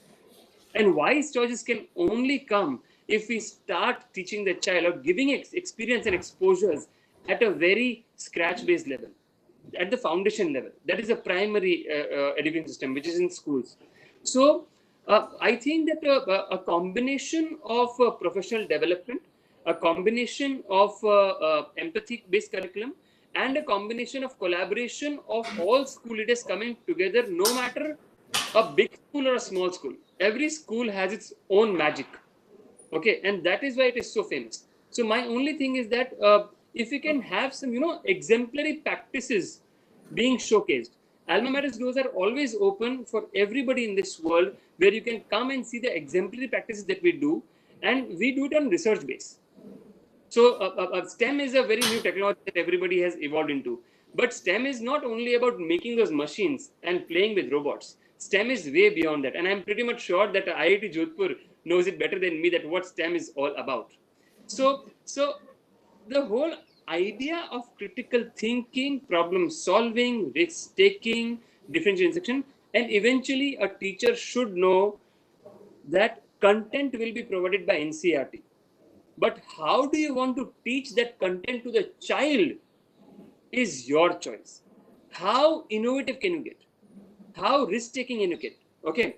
And moreover, after that, one of our friends here shared that exams and assessments have to be relooked upon. Why don't we think in a way that we ask the child, how do you want to showcase your learning? Why is it always that we say, I'm giving you a pen and a paper and you have to write down your answers? Why can't learning be done in different ways? Why can't learning be showcased? So there are so many different modules that in the last 22 years that Alma Mater School has developed, and we will be very open to share happily our practices with this entire forum. So I think that will be my opinion on this. I really appreciate the points said by Mr. Siddharth on comparative analysis. I appreciate the point shared by Mr. Sharath Tiwari on importance of infrastructure, Mr. K.R. Chaudhary on way he spoke with respect to research and data, and Mr. G.C. Kothari, very important thing that he shared, that how we have to shift from the vertical mode to the horizontal mode of education. I mean, just imagine what beauty education can get and what kind of children will be coming out in 10 years from now if we are able to implement and, take a very critical follow-up of whether it is being implemented or not. The intention is very strong, but if execution is not there, and the follow-up of that execution is not there, then the system will fail. And then it is quite possible in 10 or 12 years, we might come up with one more policy saying that didn't work and so this will work. So this is a very beautifully crafted model by the government of India. I really appreciate it. And I'm hoping my best in the way I can to be a part of it and help it. Thank you, Mr. Doshi. Very nice presentation. And we have still time, 20 years, to complete this, to go to the implement. So I think by that time, of course, we won't be there, but people will be there and they'll implement it. Thank you. Now, your wise decision will be there. Thank you. I'll invite Professor Ghosh from IIT Jodhpur. I'll like him to elaborate on the higher education program. Yes, Professor Ghosh, are you there? Professor Ghosh, are you there? Yes, good afternoon. Thank you. Welcome, welcome. Yeah. I thought because it's a very, very long story. It's like a Mahabharata, you have to cover any piece. So I just thought of focusing on to one or two points out of those dozen points that's there, highlight points of NEP. Uh, First, I thought that GER, this NEP talks about GER, and I'll primarily focus on the higher education because I don't have too much of knowledge, or probably I'm not currently connected with the school or high school education. So my focus is going to be mostly on higher education. So I was looking at the GER figure for India. 2018-19 was 26.3 for male and 26.4 for the female. And this, as per EDP, this is supposed to go to some 50% by 2035. Now, I was looking at this figure, the world figure, world average is around 39%. And there are countries, interestingly, those who are also developing countries, not developed countries are in the range of 70 to 90%, whereas developing countries, there are developing countries who are even better than India. So here is a challenge that how do we really make it happen? And the one of the one of the greatest tough tasks is going to be you know making this one is the access. Second is also higher education. Why people don't move to higher education? Why they stop at probably school education? So there are a couple of reasons that I was trying to look at. One is this employability issue. Second is there's obviously the career prospects, fewer resources for research, limited industry academia interaction and collaborations, which creates more opportunities for the students, and lack of probably international recognition for and courses. So this is where I think our challenges are. How do we bridge that gap? Second point I thought I'll quickly cover because I've been told about 7 minutes to cover everything. So other point is very interesting, the assessment reform with 360-degree holistic progress card and tracking students' progress for achieving learning outcomes. So the intent is to change from report card to progress card. Now, progress card is good, and if you have to look at the outcome, a learning outcome, there is a great challenge even for the teachers and the faculty. They have to tune to and transit to a very new way of delivery and new way of assessment, because we are more or less tuned to do the assessment for the rote learning, a test preparation. From there to move to really what would be the new methodologies, continuous evaluation, jury-based assessment. Those are the, I think, very, very important transition that have to be made. And this is possible only when the teachers and faculty undergo that change. So then before you expect from the students, I think faculty have to change. I was also looking at how the technology would be used. Now, we know that pandemic has forced us to embrace technology, but we have also realized what different India we are living in. There are people who have got huge challenges for infrastructural facilities, network issues. So if those are not solved, embracing technology is good. It could be effective, but if the basic requirements to deploy the technology is taken care. I'll also now little focus on what I believe in. Particularly, it would be more related to management education, but it could be equally, I think, deployed even for engineering or higher education. Now, couple of things that comes to my mind. One is there's, current thinking is that it has to be experiential learning. It has to be, practice-based learning and link theory to practice. And I see a couple of things which comes to my mind, and I was listening to Mr. Sarath Tiwari's presentation, the video.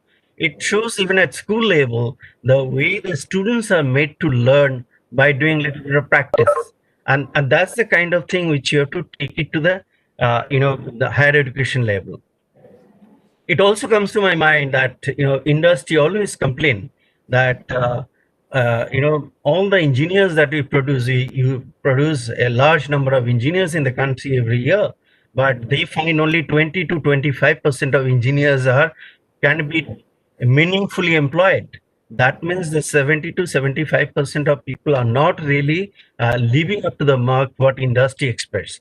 So unless again we just bridge the gap, you'll probably have enrollment, you'll have people, but not able to deploy for the kind of job they can deliver, or they're expected to deliver. So, one thing that comes to my mind, I have seen in the context of education, and there are very interesting observation made by one Harvard book called MBAs at Crossroad, and this there are three compartments any faculty and learners should take care of. This is a knowing, doing, and being. Knowing is knowing the theories, concept, analysis, synthesis, principles of management and leadership. That's the knowing that you can do by classroom, from teachers, by learning, by attending the classes. Second part is doing. Doing is basically experimenting. And for management students, internship, going to the industry, often calling the guest lecturers to give some of the contemporary knowledge. So that's basically doing. And third is the interesting part is being. So and by the time you're reaching a level of MBA education, you have to also think of how do you really look at the value systems. How do you get tuned to the value system of an organization? How can you think beyond your personal objectives? So these are the things which called being. So I think this is more of a holistic education. That's what we need. Just not learning theories and concept and just keeping it, alive for some time and forget it. Other thing which is now coming up, and I think today's world is gearing up and is being embraced, is a storytelling technique. And I have seen not for just classroom teaching, I have seen in the senior executive learning, the storytelling has got the tremendous impact. And what they retain at the end of the, maybe 5-day session, when I ask, I think these are the stories which impact them most. Story just not for the sake of storytelling to drive home a very, very important and meaningful concept and meaningful cases. And in MBA, people know that we are, generally all these tier 1 schools, well-known reputed business schools, they follow method called case method of learning and teaching. And this case method has been proven to be a proxy for experiential learning, that you put the students not just learning the concept, but how to apply the concept in an unstructured situation. And that adds tremendous value, make the students capable. And the schools which have embraced this, like whether it's Harvard, whether it's IIM Ahmedabad, they have really stood out over a period of time, making and creating, producing the leaders and decision makers of the country and the globe. So that shows, how the teaching methodologies have to change. And there are challenges. I find even when I was a student 40 years back at Ahmedabad, even if statistics and mathematics course was taught through case studies. But today's some of the faculty, if you ask, they say, no, I'm not tuned to. No, I can only first teach the concept. Now, this is what is, I find even in IIM Ahmedabad also the difference of opinion. Now, some faculty feel the concepts should be first thing should be learned. But I think the founder of IIM, when they created this institute, they realized that this method could be much more, relevant for solving industry problem through a real life cases. So I think these are the few points. I can go on and on, but I think I'll stop at 7 minutes as given. I don't know whether I've taken 7 or 10 minutes. Thank you very much. Thank you, Professor Ghosh. So nice of you telling about the management part of the training necessary along with the engineering. Now I invite Professor Sumita Kumbat. Mrs. Kumbat, you are there? Professor Kumbat? Yes. Am I audible? Yeah, you are audible. Please, go ahead. Okay, let's see if it stops in the middle. Mrs. Kumbat, I am Dr. Kothari here. Hopefully you know me. Yes, sir. Very good afternoon. Good afternoon to all. And it has been a real matter of pride that NEP 2020 has emphasized importance of higher education and revamping the whole education system. I would like to stress upon the research area in NEP, that how our research in our country is going to get affected and in what way we can work together, we can, so that the objective of NEP towards the research, towards improving the research scenario is comes in action.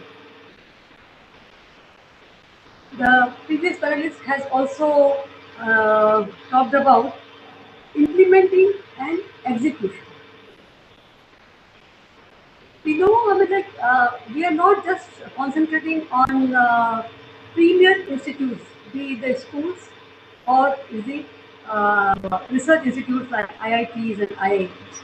So if we have to execute, if we have to Audio is gone. I think your audio is gone or its video also gone. The network problem is there. Hello? Yeah, Professor Umar, Sir, am I audible now? yeah, you're audible. You're audible. Please go ahead. Oh, okay. So my contention was that how can we implement this policy or revamp our education system throughout the country, not only concentrating on just the premier institute or just the private institute and the private schools. So for that, if we think of the research, I'm just concentrating on the research part. The two things are there. One is the PhD aspirants. I mean, like yes, we do have a small student project at school level, at college level, at higher level as well. And teachers also are given opportunity to update themselves through various agencies, work like visiting higher institutes of learning and doing projects in the science fairs and etc.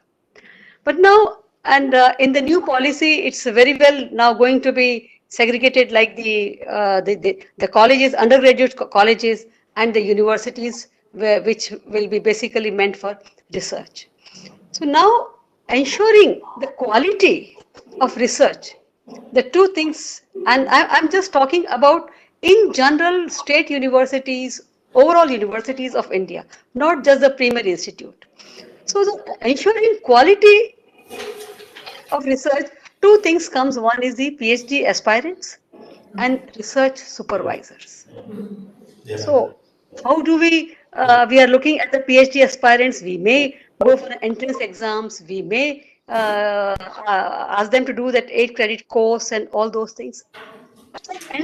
Entrance exams, the design of entrance exams has to be in such a way that we pick up the students who really want to do the research. As some of my colleagues, some of the panelists have said, that the students should learn from their within. They should not be forced upon learn to get the marks. So same way, and although teaching and research both are two sides of a coin, but I feel that research should not be it should not be given from top. It should come from within. So an entrance exam, or when a institute is choosing students for research, one has to look into that all those who really want to do the research, they should be given. So the design of the entrance exam, the system has to be designed in such a way that the students who really want to go for research, they come. And the fellowships, the government is giving ample amount of fellowship, and I'm sure with the 2020 and more scholarships, more lucrative scholarships, and will increase a lot. So there are, again, I'm talking about the overall institutions, state institutes, colleges in the small cities, villages, in the bigger cities, everywhere. So the scholarships, the scholarship should support the student who are doing research, not that to get a scholarship, a student is entering into the PhD program. So slowly, if we look into the data of the previous years, through some reports, I got that the PhD registration has increased manifold. The women registration has increased as per one of the newspaper report. Women PhD registration has increased from almost 3,000 in 2010 to 68,000. I mean, like exponential increase in 2017-18. Men PhD registration has increased from 48,000 in 2010 to 92,000 in 2017. So there is an exponential increase, but we have to look into that all those who really want to do the research or who has a knack of research should get into the research. Second part I would like to talk about is about the research supervisor. Again, all teachers need not do research supervision. So there has to be some way to identify that teachers who wants to supervise research, they should be given chance to become research supervisors. There are many ways. Yes, they enter the university system after doing research, after publishing their papers. But again, as we have the refresher courses, same way, I feel research supervisors should be there should be a compulsory, or there should be at least a mandatory a kind of a PDF, a postdoctoral research scheme in some good institute other than their own institute, before they actually start supervising the students. So if we can ensure the quality of research supervisors and the real PhD aspirants who really wants to do something toward the research, then the aim of this NEP towards the research, improvement of research in our country will be fulfilled, and I'm sure that is going to give a boost to our economic growth. So this is the point which I really wanted to convey from my side, and through this webinar, the institutes should look towards such things, and the institutes like IITs and IIMs, and they are the mentors for the smaller universities, smaller state universities, and the colleges at different levels, where the teachers can reach out to their mentors. And I'm sure, yeah, there is now a national research mentor scheme. I have also been asked, I have also been nominated as one of the mentor. So such mentors and such and the higher education institutes should help the teachers, the research supervisors of the colleges and the state universities to bring them to certain levels so that they can guide students correctly. So with this, I would like to end that ensuring quality of research, we have to ensure the quality of PhD supervisors, research supervisors, as well as we have to identify real PhD and research aspirants. Thank you very much, sir. Thank you, Professor Kumbat.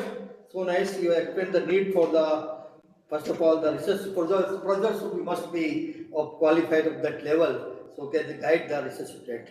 Thank you, thanks a lot. Now I invite one of the coordinator,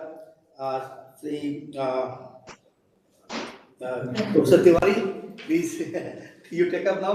I am the person sitting here. So Professor Tiwari, and the last by Professor Mitra. So Professor Tiwari first. Sure. Yes.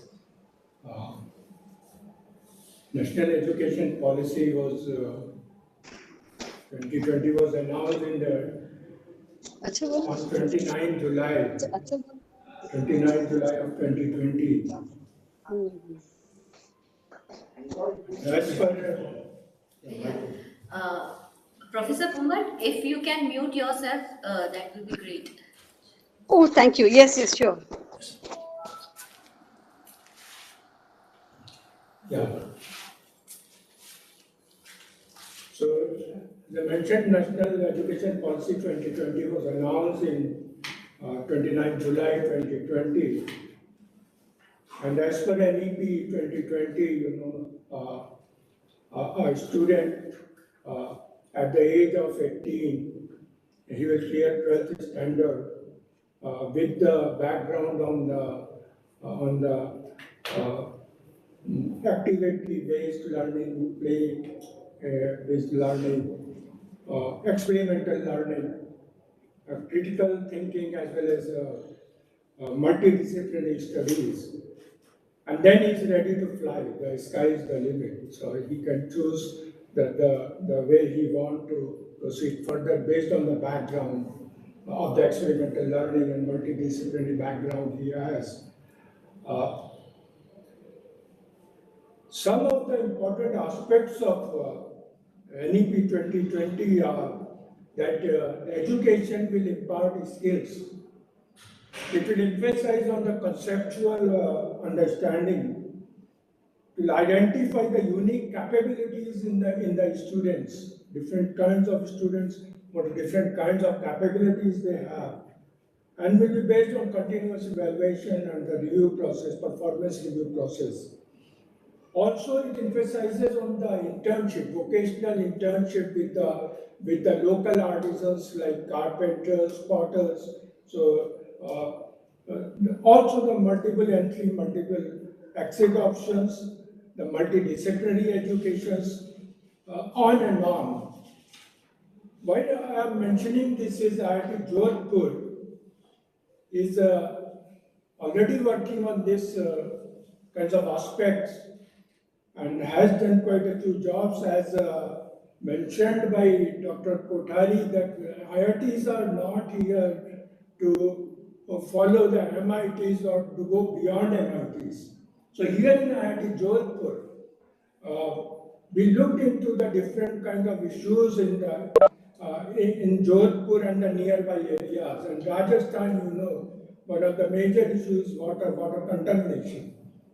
Water contamination issue also in the city, urban areas, if you see, people are basically resource-rich users. The village area, rural areas, they are resource-poor users. I will not say they are poor, they are resource-poor users. Now, resource-poor users, so that's what we did from here at the Jodhpur, and we visited the Sirohi area and also Jhunjhunu districts. Also here our own Dipasni villages, and in several schools, and one of them is in the Khadat village, it is called, and through the government agencies, local government agencies, we visited there, and they said that there are the fluoride contamination issue. When we discussed with the students and the teachers, they said they bring water from about 500 or 1 kilometer away, and that's midday program, midday meal program there. So after midday meal, they go and bring the water and then drink. Then we discussed with the principal, and we will surprised because we are discussing with the schools now, and we see such a good, beautiful schools, very good buildings and all. The school which we visited there, from 1st to 5th standard, there were hardly 50 students, 50. There were one principal, she was principal come teacher come everything. And one cook was that she was midday meal cook. And 50 students from 1st to 5th standard sitting in one class, one room. And they were being taught there. So then we said, okay, we want to put up the unit, this is the right place. So we put up a water purification unit taking care of fluoride contamination issues. The students were looking at the system, we call it water machine. And they said they wanted to touch that. The teacher said, no, don't touch this. Then I realized one thing, that we have to do something. We told the students and teachers, we will do this work as a participatory work. We involved the students, 4th, 5th standard students. They helped us in setting up the unit. We have told them how to open up this unit, how to close this unit, how to clean this unit. We have told them that if you are drinking the water without this filtration unit, it was this kind of mud would have gone in your stomach, in your belly. After this, you are getting this kind of water. And now those students, that age is 10, 11 year old, 10, 11 years old, 4th, 5th standard student, they open up the unit, they clean the unit, they put it back, and in fact, operation maintenance is taken care by the students of that school. So this is what is the new education policy is talking about. The skill, they develop skill also, they have learned, they are not scared of this is a unit, we should not touch this unit, and they are operating that unit and they are totally involved. In fact, they take water to their home also and tell their parents also, so it's awareness program also. So this is how we are working, even in our Department of Chemical Engineering, which we are starting now, and students will come. They will do BTech in Chemical Engineering, but those who want to do specialization, that also is open to them in 4 years program. Those who want to are interested in management also. So we have got BTech in Chemical Engineering with minor in management in 4 years program. Those who want to go beyond for entrepreneurship, so there is BTech in Chemical Engineering along with minor in entrepreneurship. That also will be open to them. Those who are interested in further learning, so in 5-year program there is BTech in Chemical Engineering and MTech in Chemical Engineering, and also there is BTech in Chemical Engineering and MBA in MBA. So this is the kind of flexibilities available in IIT Jodhpur. Even in the third case I want to mention, and will stop here. The BTech students who come here in the first year, IIT Jodhpur has started engineering design program.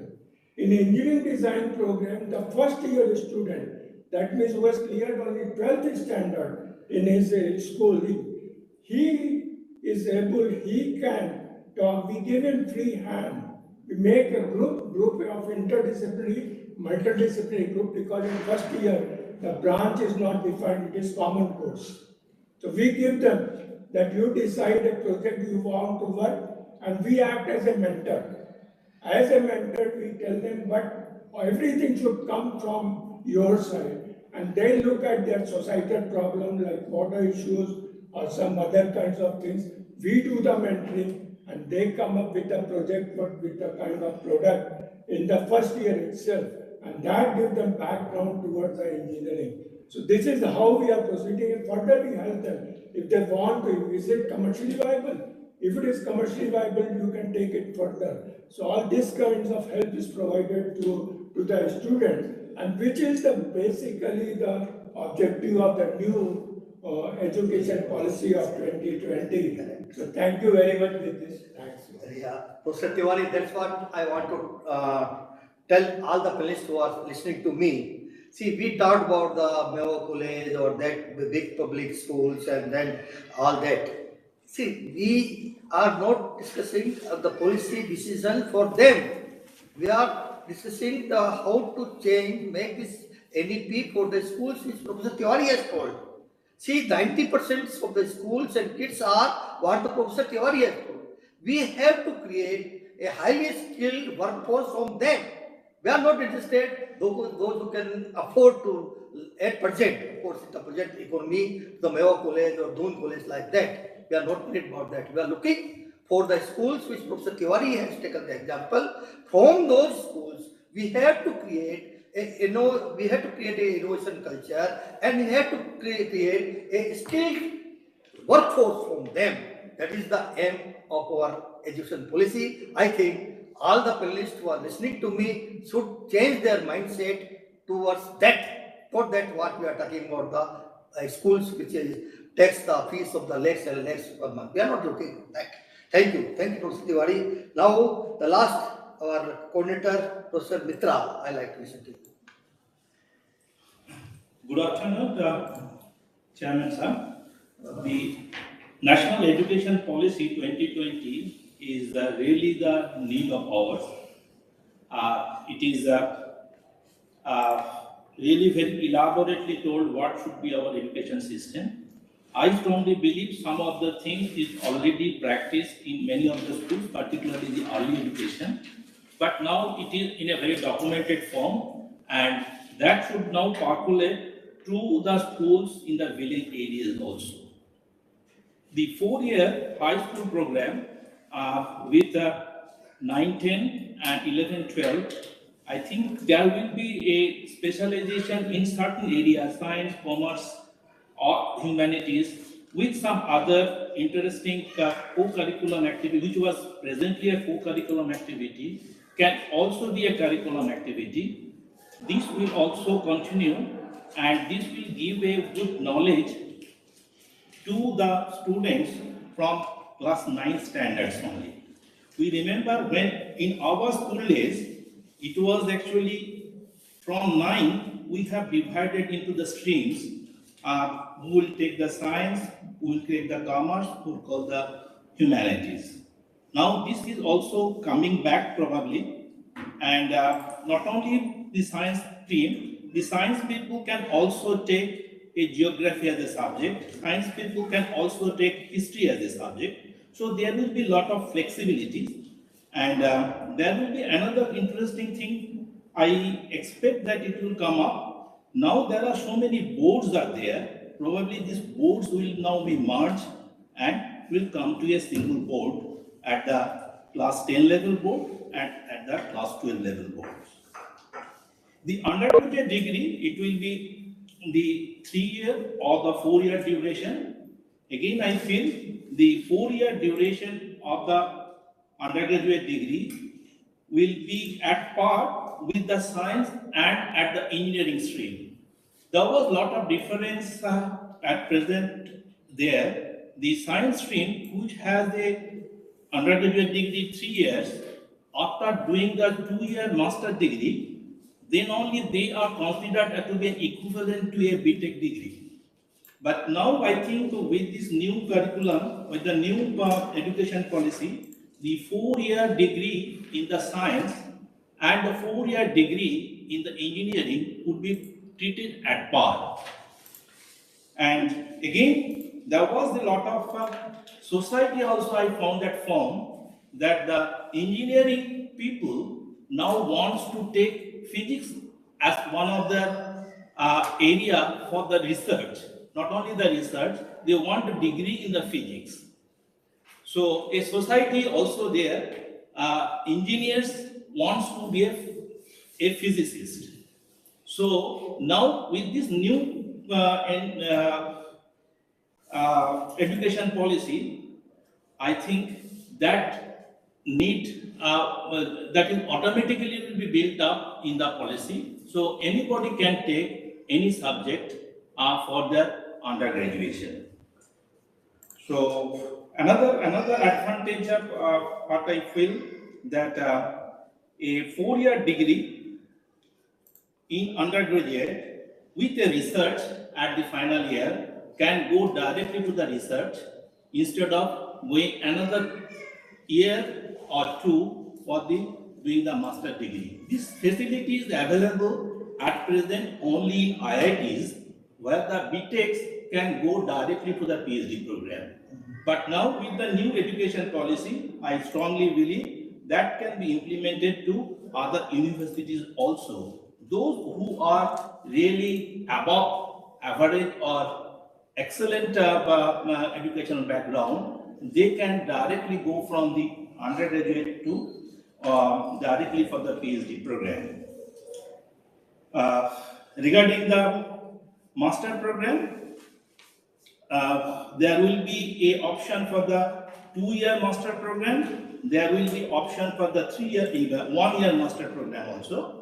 Those who have the 3-year bachelor's program, they can go for the 2-year program with a final year as a research, intensive research of the master program.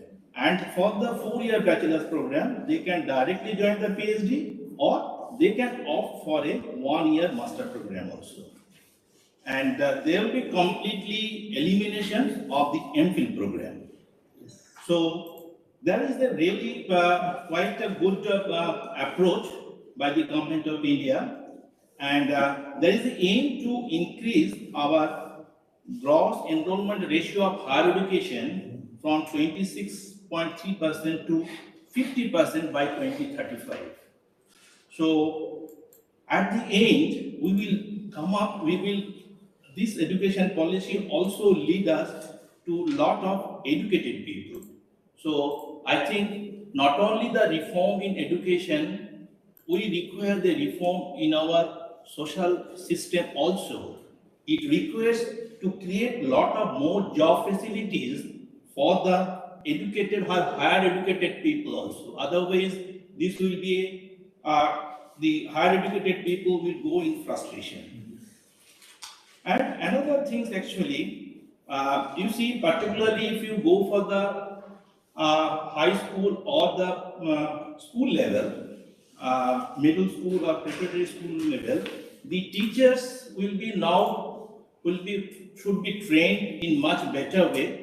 Now there is an option for the 4-year B.Ed program also. So there should be a methodology to ensure the better salaries to the teachers in private school, colleges and universities, which should be comparable to the salary, at least to the salary of the government institutions.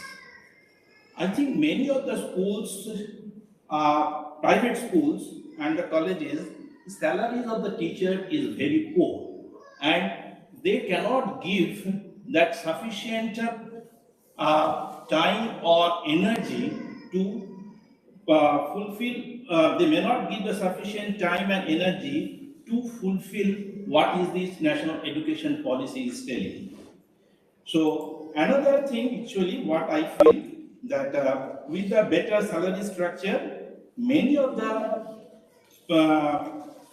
people can be encouraged to go for the 4-year integrated BSc program with an aim that they will choose the teaching as their main professions. So at the end, I can see that with the full implementation of new education policy in India, will definitely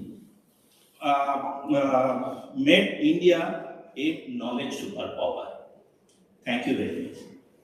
Thank you, Professor Mitra. Thank you for nicely summing up all the issues, and you have summed up everything, also taken from the primary education to the PhD research also. I just want to tell all the panelists, other persons who are joining this webinar, IIT Jodhpur is doing a wonderful job in this direction. Just say that they are working not only in the AIMS Jodhpur, also with the Defense Laboratory also. So jointly they are doing the work, research work, not only in the basic social infrastructure development, also in the medical science, also in the defense applications.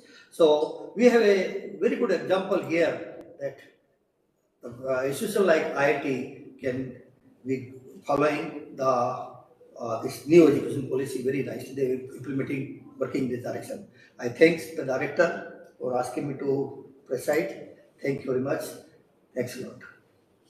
Thank you so much, Dr. Kothari, for just winding up the session. And I'm very delighted to be part of such an enriching session where we discuss different parts of education policy, starting the role of primary education, different curriculum to capacity building, and different models of learning, how vocational training can be useful.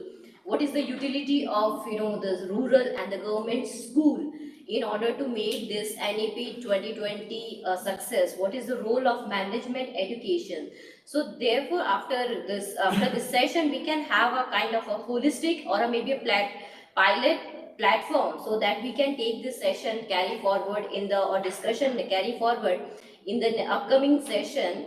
And now I would like to invite Mr. Praveen Kansara, Founding Director of PanipuriSoft.com, for his concluding remarks and vote of thanks. Mr.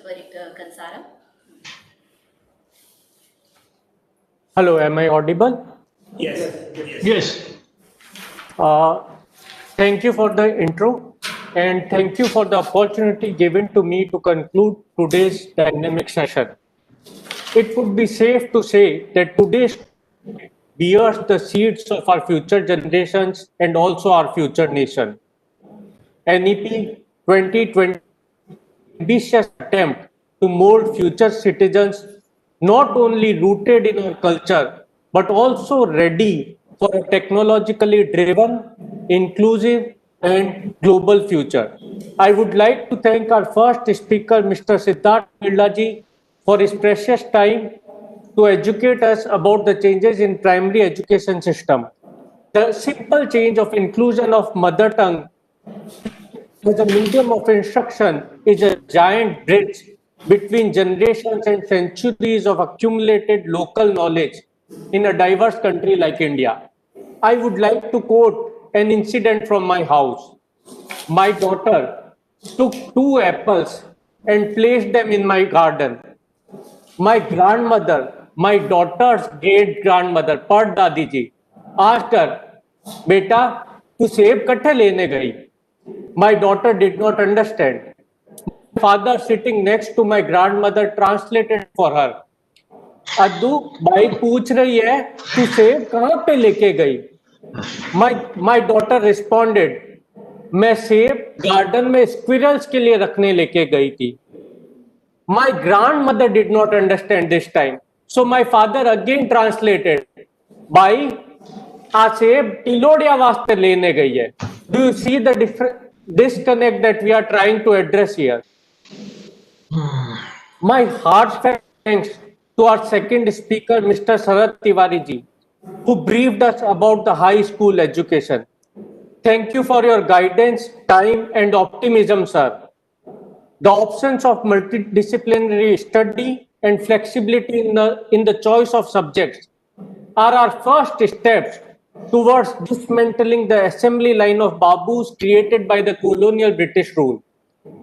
For the first time in decades, India would show a crop of free thinkers, entrepreneurs, scientists, artists on an unprecedented scale. My sincere thanks to respected K.R. Chaudhary sir, who highlighted the changes in the higher education system. Vocational training and continuity of education are game changers which have the potential to transform our workforce. Education for the first time in India will change from being advantageous to being useful. Let me give you an example. अगर आप car चलाना सीखने जाते हैं तो it is advantageous, पर अगर आप कार चलाना सीख लेते हैं तो it is useful. The same holds true for doctors, engineers, artists, policymakers, and teachers too. My sincere thanks to our entire panel led by Dr. G.C. Kothari ji, Professor Amita Mitra ji, Professor Atanu Ghosh ji, Mr. Vaibhav Doshi ji, Professor Pradeep Tiwari ji, Professor Sunita Kumbhat ji, Mr. Premchand Sakla ji, and our moderator, Dr. Preeti Tiwari ji. Your discussions have greatly enhanced our knowledge of NEP. My deep gratitude to all the participants and attendees of the webinar for patiently listening to everyone. Lastly and most importantly, I would express my congratulations, best wishes, and gratitude to our host, the IIT Jodhpur team led by Professor Shantanu Chaudhary ji, Dr.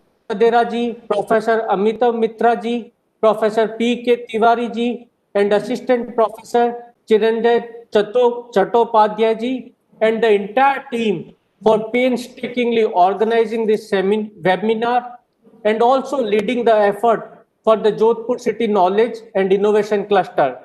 The entire city of Jodhpur is indebted to your efforts.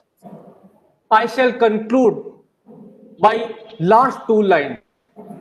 कुछ लोग थे जो वक्त के साचे में ढल गए, कुछ लोग थे जो वक्त के साचे में ढल गए, कुछ लोग थे जो वक्त के साचे बदल गए. To all the educators out there, this is your opportunity to mold the future of our nation. Thank you. Thanks a lot. Thank you, everyone. Thank you, sir. Thank you. Thank you very much. Thank you so much. Sir.